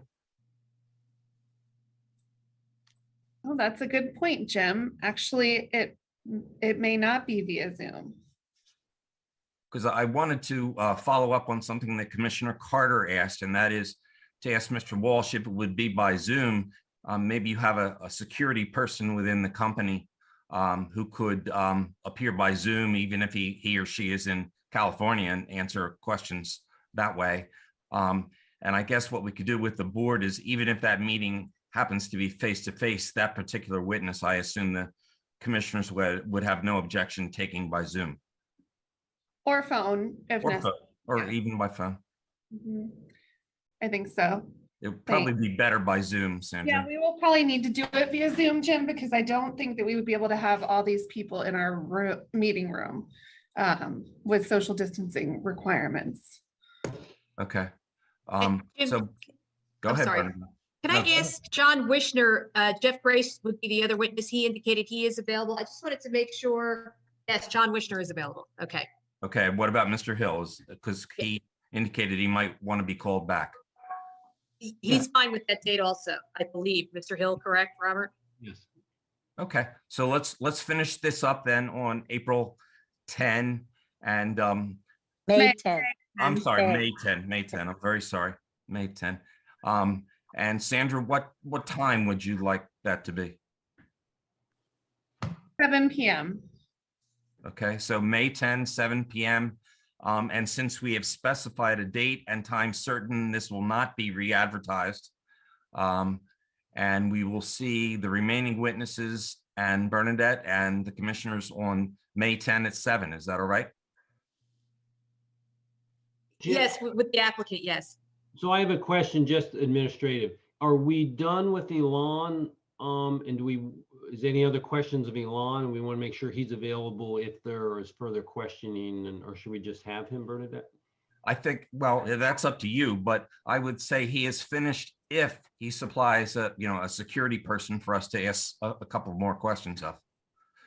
If not, then we will need him back on the 10th. Okay, thank you, Jim. Sure.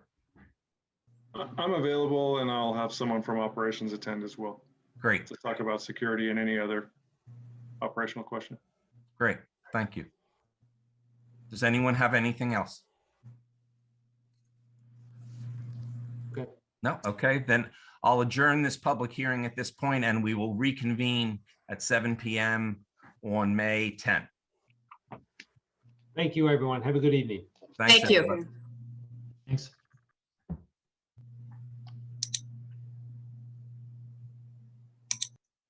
I'll just give everybody a second.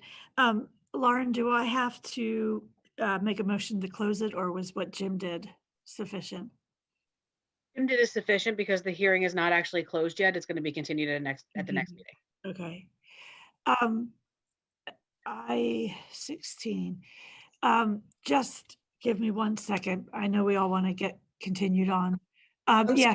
Need this on the record as well, or is it just that hearing? Oh, thank you. Yes, it was just the hearing. You're good. All right. Have a great evening. Thank you. Ruth keeps freezing.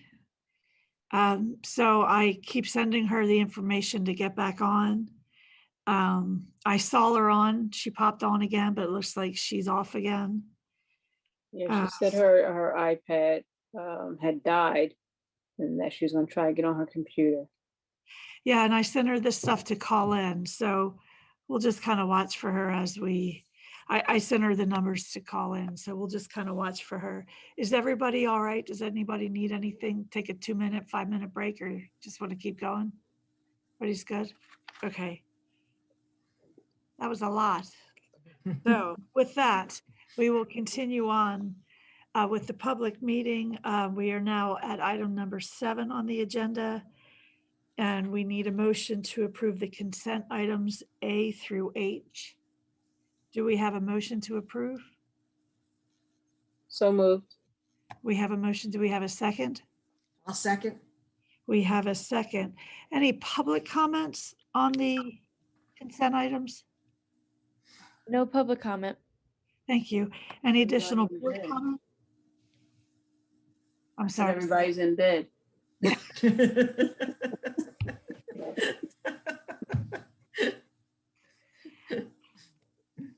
Was that your additional board comment? So with no additional board comment, we'll need a roll call vote, Deanna.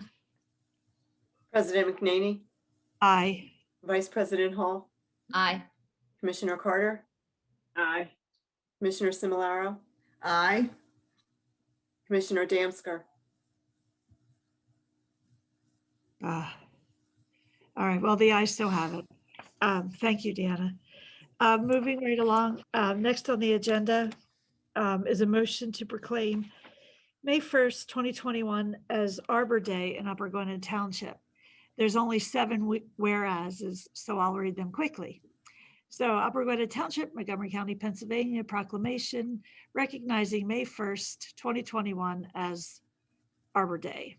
Whereas in 1872, J. Sterling Morton proposed to the Nebraska Board of Agriculture that a special day be set aside for planting of trees, and whereas this holiday called Arbor Day was first observed with the planting of more than 1 million trees in Nebraska, and whereas Arbor Day is now observed throughout the nation and the world, and whereas trees can reduce the erosion of our precious topsoil by wind and water, cut heating and cooling costs, moderate the temperature, clean the air, produce life-giving oxygen, and provide habitat for wildlife. And whereas trees are renewable resources, giving us paper, wood for our homes, fuel for our fires, and countless other wood products. And whereas trees in our city increase property values, enhance the economic vitality of business areas, and beautify our community. And whereas trees, wherever they are planted, are a source of joy and spiritual renewal. I need a tree in this room right now. Now, therefore, the Board of Commissioners of Upper Gwynedd Township do hereby proclaim May 1st, 2021 as Arbor Day, and further the Board of Commissioners urge all citizens to celebrate Arbor Day and support efforts to protect our trees and woodlands. We urge all citizens to plant trees to gladden the heart and promote the well-being of this and future generations. Proclaimed this 20th day of April, 2021. Do we need a motion to approve this? Yes? All right, so after 7 warehouses and a therefore and a further and a proclaimed, do we have a motion to approve May 1st as Arbor Day? I'll make a motion to approve. We have a motion to approve. Do we have a second? I'll second. We have a second. Any public comment? No public comment. Thank you. Any additional board comment? President McNaney, it looks like, just for the record, that Commissioner Carter is no longer. She fall asleep? So, just Yeah. We're all, oh, there's Ruth again. We're all having issues with our stuff today. This is crazy. So all in favor, hey Ruth, we're just voting for a motion to proclaim May 1st as Arbor Day. So all in favor? Aye. Aye. Opposed? The ayes so have it. Next is a motion to approve the hiring of Patty Hermes as staff accountant for the finance department. Do we have a motion to approve? So moved. We have Catherine back. We have a motion. Do we have a second? I'll second. We have a second. Any public comment? No public comment. Thank you. Any additional board comment? Hearing none, all in favor of approving Patty as staff accountant for the finance department? Aye. Aye. Aye. Opposed? The ayes so have it. Next is a motion to approve the hiring of Kelly Luby as part-time administrative assistant for the finance department. Do we have a motion to approve? So moved. We have a motion. Do we have a second? I'll second it. We have a second. Any public comment? No public comment. Thank you. Any additional board comment? Hearing none, all in favor? Aye. Aye. Opposed? The ayes so have it. Next on the agenda, we'll turn it over to Commissioner Hull. Thank you, Commissioner McNaney. Is Mark here with the presentation? I'm moving them in now. Great, thank you.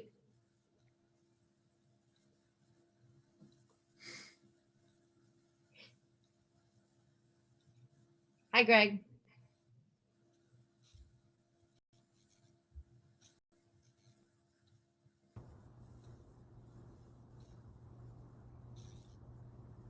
Greg, you're There muted. we go. Okay, I didn't know if you unmuted me or I unmuted me. Good evening, and thank you for allowing us to present tonight. This should only take an hour. I'm kidding. No, I only have 9 slides and hope to move through this very quickly. With me tonight are Tom Alvarez, who represents Merck Operations, and David Bruman Esquire from High Swartz. I'll try to move through this as quickly as possible. If there's any other comments that others need to make or you have questions, we'll address them as best we can.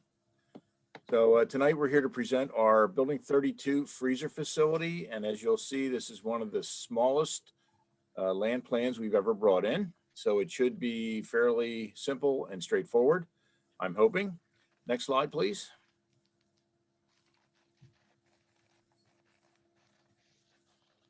Hey, Greg, before you start, take your time. You don't have to rush through this. We all, we're not rushing you. We're here. We want to hear. Happily, I will do so. Yeah, you don't have to rush. We're good. Thank you. All right, this is a shot of the West Point site looking from south, looking north. And the area near the center is the project area. I highlighted it on the big picture so you get an idea where it's located. Summytown Pike is to the north. South Broad Street is to the west, to the left. And we are well inside the site. We're about 1,500 feet from South Broad Street and about 1,200 feet from Summytown Pike. So we're well within the interior of the site. And this is the older section of the site where the buildings are lower. They're 2-story facilities. Next slide. This is a zoom in to the actual location, and you can see it's a very dense built-in area of the site. These buildings have been here. The ones to the right of our project site have been here. The first one was built in 1955, and the last one was built in about 1972 in this particular area. So it's a very old, dense area of the site. What we're going to do is demolish the red square and the white square, which represents 2 old buildings that cover about 25,000 square feet. One is 1955 vintage. The other was built in 1970. So they've been around a very long time. Next slide. To give you a little idea before I show you the rendering of the building, the area we're talking about, as I mentioned, 25,575 square feet. We're proposing the new building to be a 2-story with penthouse, about 65 feet, a little less, and it will only be 11,426 per floor. So total of 22,000 total square foot. We'll have some offices for 10 staff. The 10 staff are there coming from other areas to help manage the inventory of the things that go into the freezers. The building will house 2 different floors. I have a floor plate to show you. One will be walk-in, reach-in -70 freezers, and the rest will be mobile, which means they're like your home refrigerator freezer, only they're about 12 feet tall. They're very large, but they roll around on wheels. Within the area, we've worked closely with Isaac. We do not need an NPDES permit because we're well under the acre. Our exterior will be insulated metal clad, similar to the ones we've used for other buildings on the site. We will be requesting 9 waivers, which are similar to the last 2 buildings that we brought in. And I have a slide at the end that goes through the individual waivers we're requesting. Project will connect into local utilities. We will be adding parking within the center of the site, which we don't have right now. And we believe we addressed all the green space issues with landscaping from the EAC comments and from the county. Next slide, please.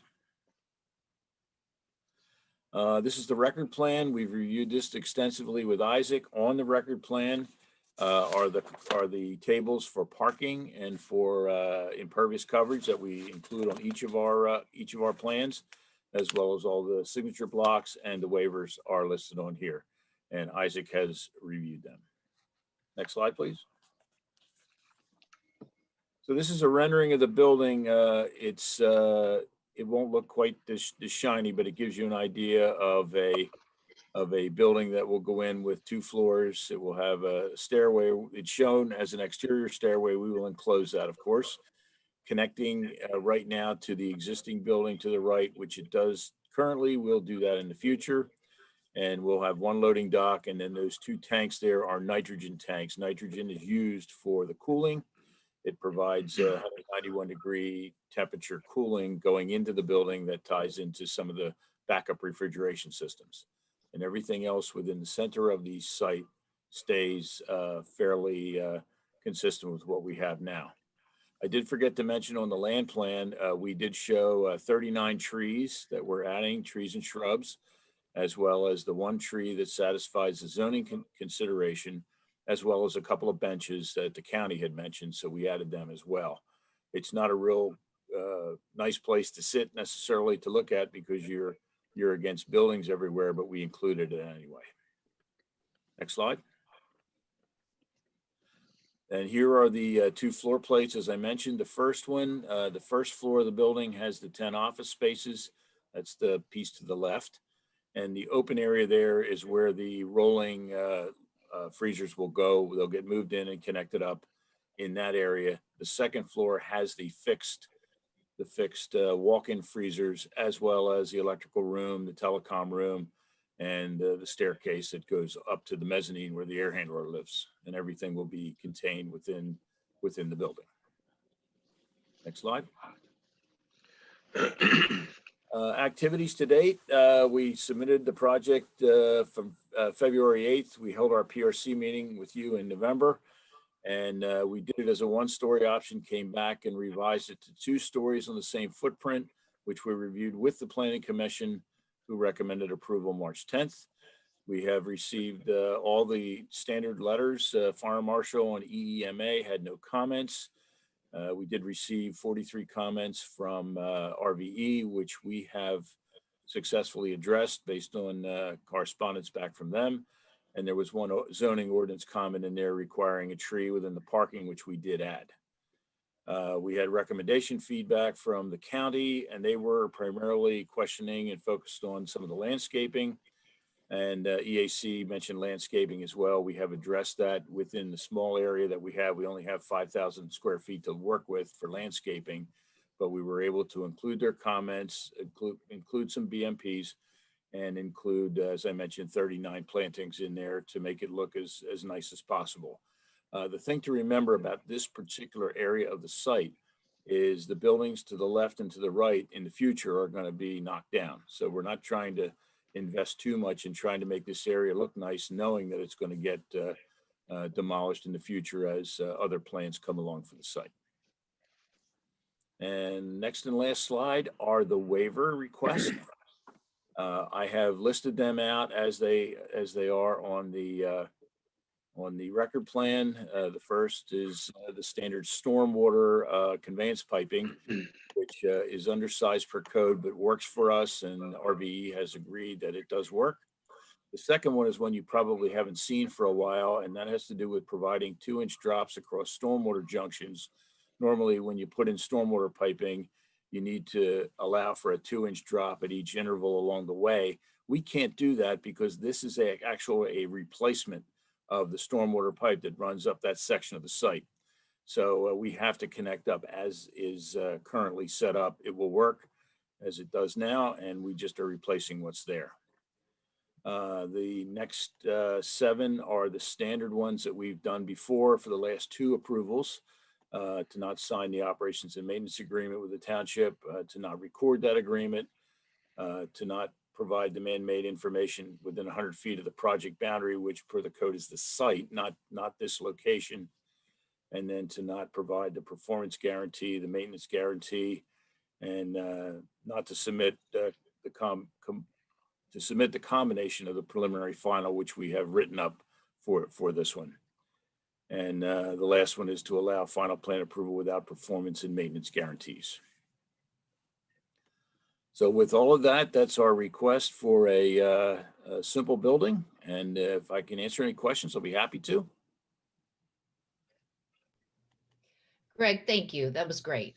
If ever there was a time that we could appreciate any kind of vaccine production, it's now. So thank you very much. And thank you to Merck for all of your hard work with that.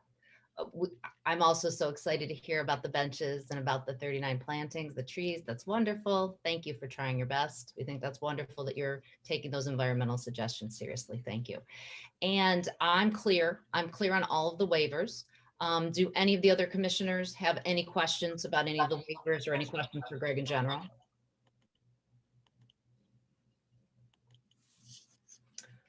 Okay. Well, as was that somebody? No. Okay.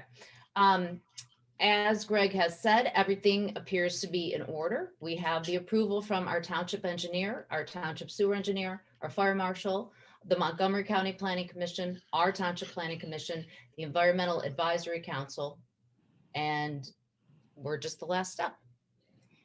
If there are no further questions,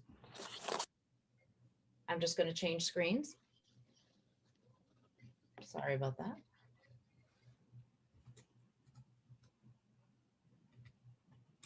Technical difficulties. We're all having them tonight. A little stinker. All right, Karen. Here we go. Sorry. If there are no further questions, then I would like to make a motion to approve Resolution 14-2021 preliminary/final subdivision land development approval of Merck's WP 32 freezer facility, subject to the conditions set forth in the resolution.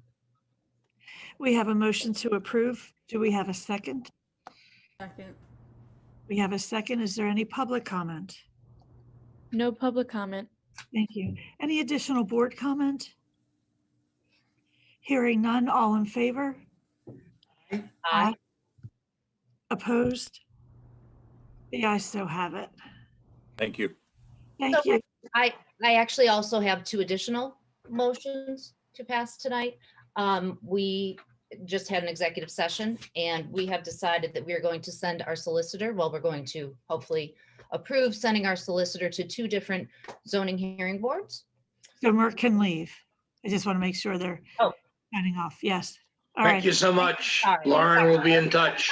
Mark's like, please let us leave. Can we please leave? Okay, thank you. All right. Thanks, Mark. So we are sending our solicitor to both of these to gather information for us and keep us informed on the proceedings so we can better educate all our residents about them. So the first motion I would like to make is to send our solicitor to the Upper Gwynedd Zoning Hearing Board meeting on April 27th at 7 p.m. to represent the township at the Geesley hearing. So we have a motion. Do we have to approve? Do we have a second? Did I hear? Moved.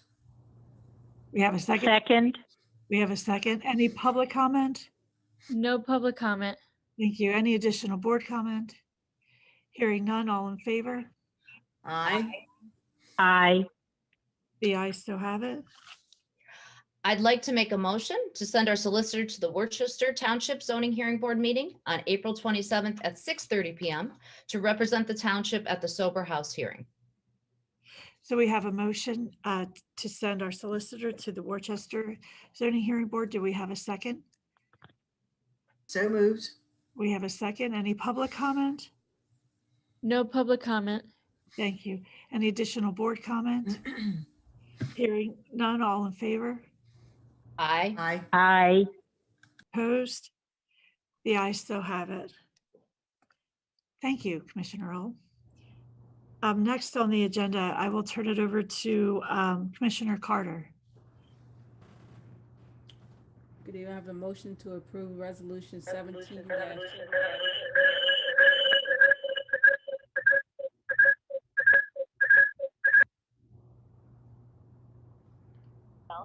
motion to approve resolution 17-2021, accepting Charles Staub into the Deferred Retirement Option Program, the DROP program. So we have a motion to approve. Do we have a second? So moved. We have a second. Any public comment? No public comment. Thank you. Any additional board comment? Hearing none, all in favor? Aye. Opposed? The ayes so have it. Thank you, Commissioner Carter. Next on the agenda, Commissioner Damsker, are you, if you unmute, it looks like you're muted.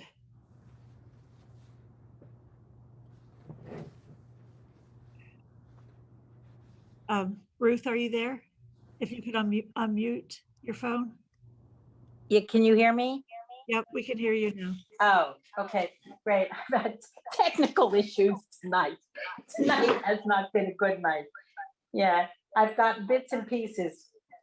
All right, let's see. We're on item number 17. 17. Okay, one second. Let me just turn this over. Okay.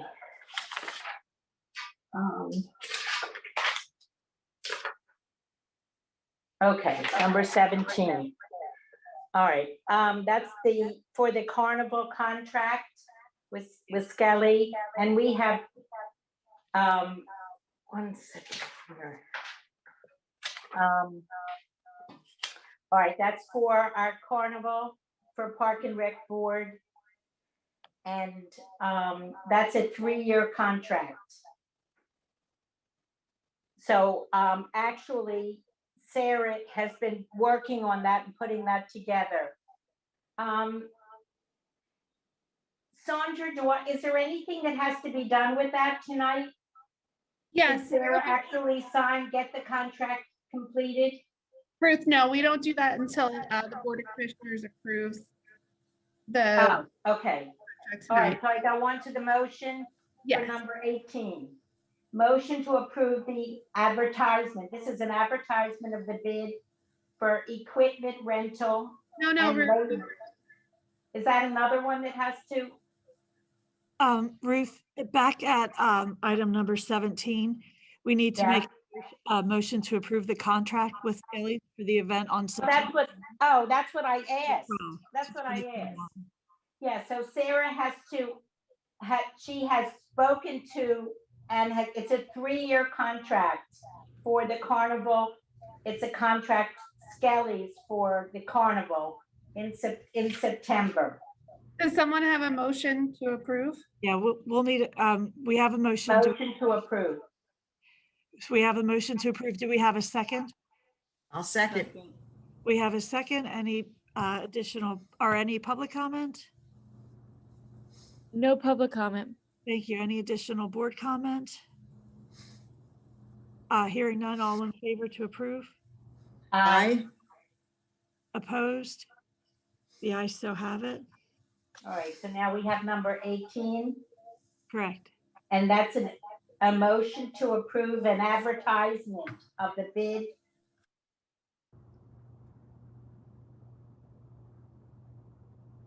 Okay, it looks like we lost Commissioner Damsker, so maybe President McNaney, if you could take over. Yep, I was just going to do that. Thank you. So item number 18 on the agenda is a motion to approve the advertisement for the bid for equipment rental and labor for various stormwater projects. It's already approved in the 2021 budget. So do we have a motion to approve? So moved. We have a motion. Do we have a second? I'll second it. We have a second. Any public comment? No public comment. Thank you. Any additional board comment? Hearing none, all in favor? Aye. Opposed? The ayes so have it. Next on the agenda is a motion to approve Resolution 15-2021, the traffic signal maintenance agreement with PennDOT. Let me just pull that up real quick. There is no budget impact for this action either. So do we have a motion to approve? So moved. Do we have a second? I'll second it.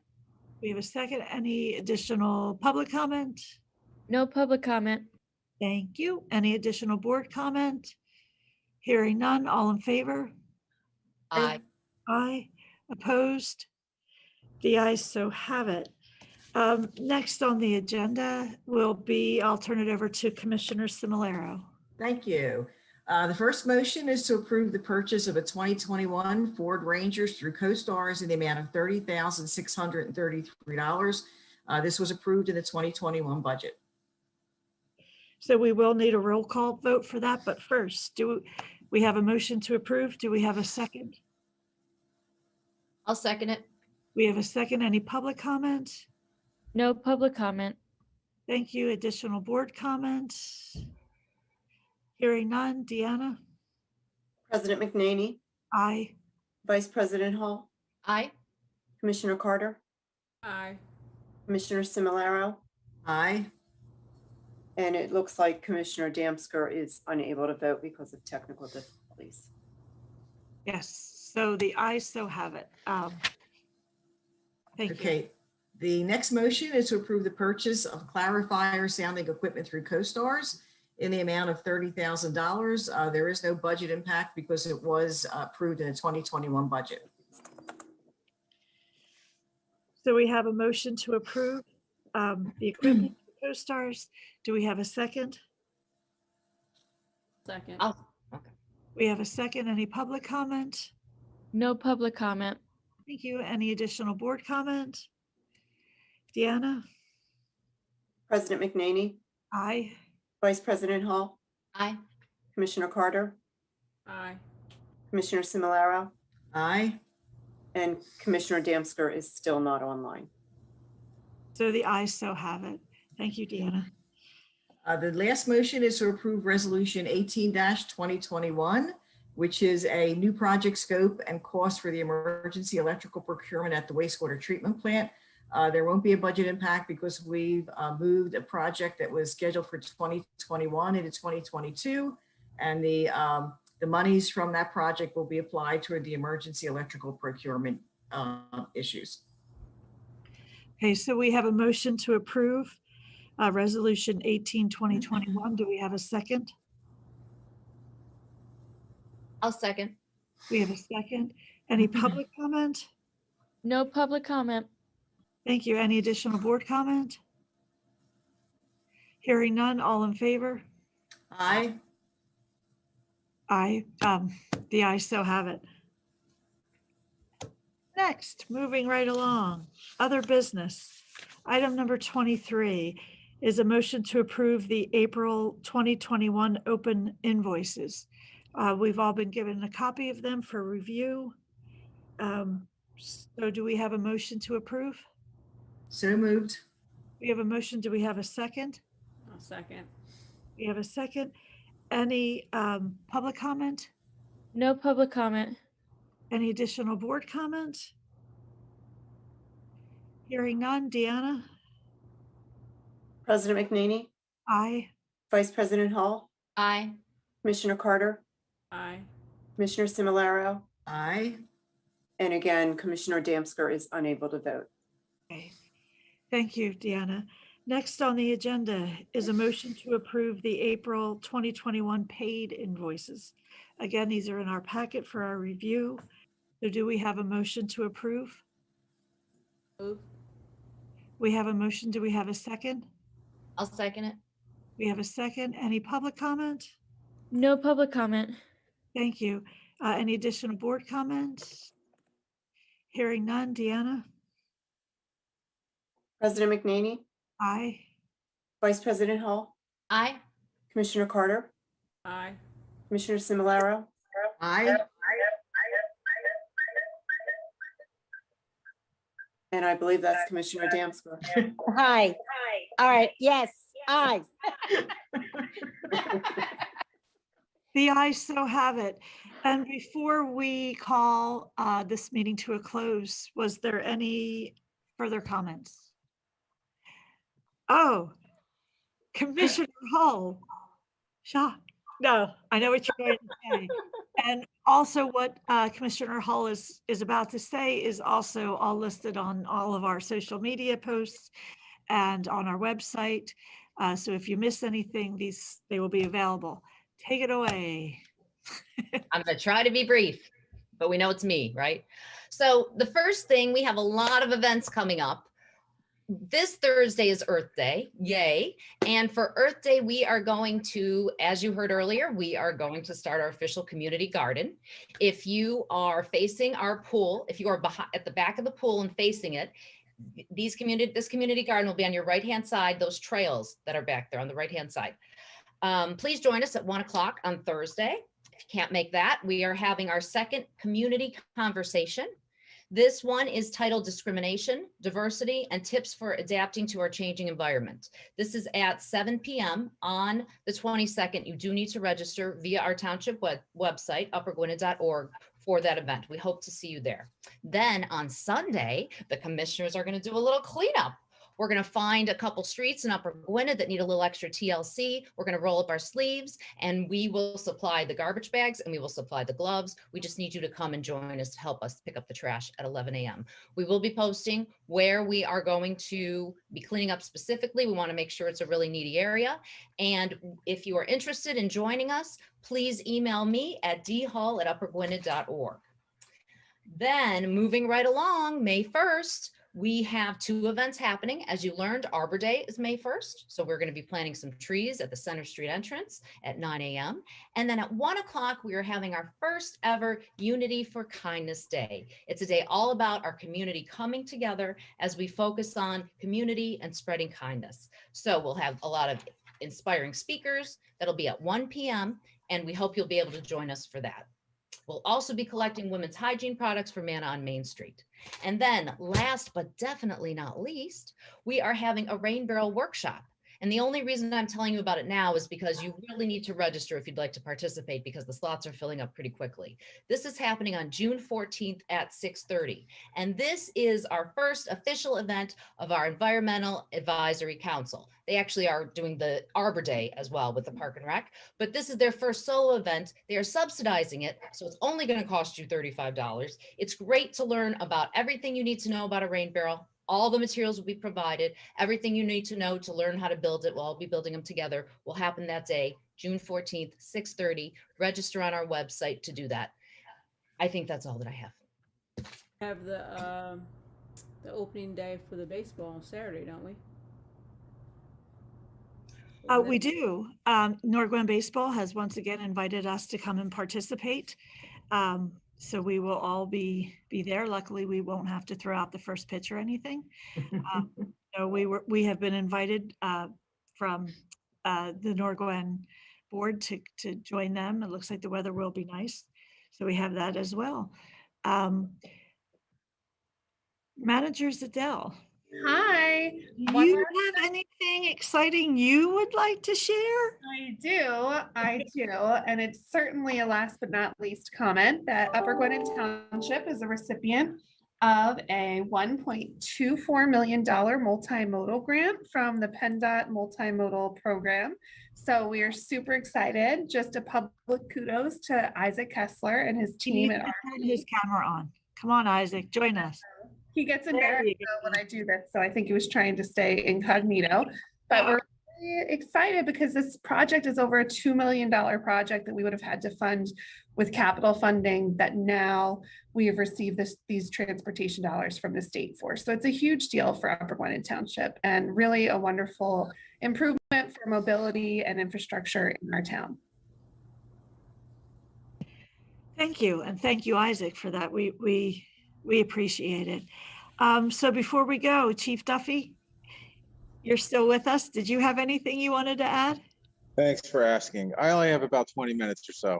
No problem. Take all the time you want. I don't want to run into the next day or anything. So no, nothing this evening. Thank you for asking. All right, thank you, Chief, for joining us. So with that, if there isn't anything else, meeting adjourned. Thank you, everybody. Good night, everybody. Good night, everyone. Good night.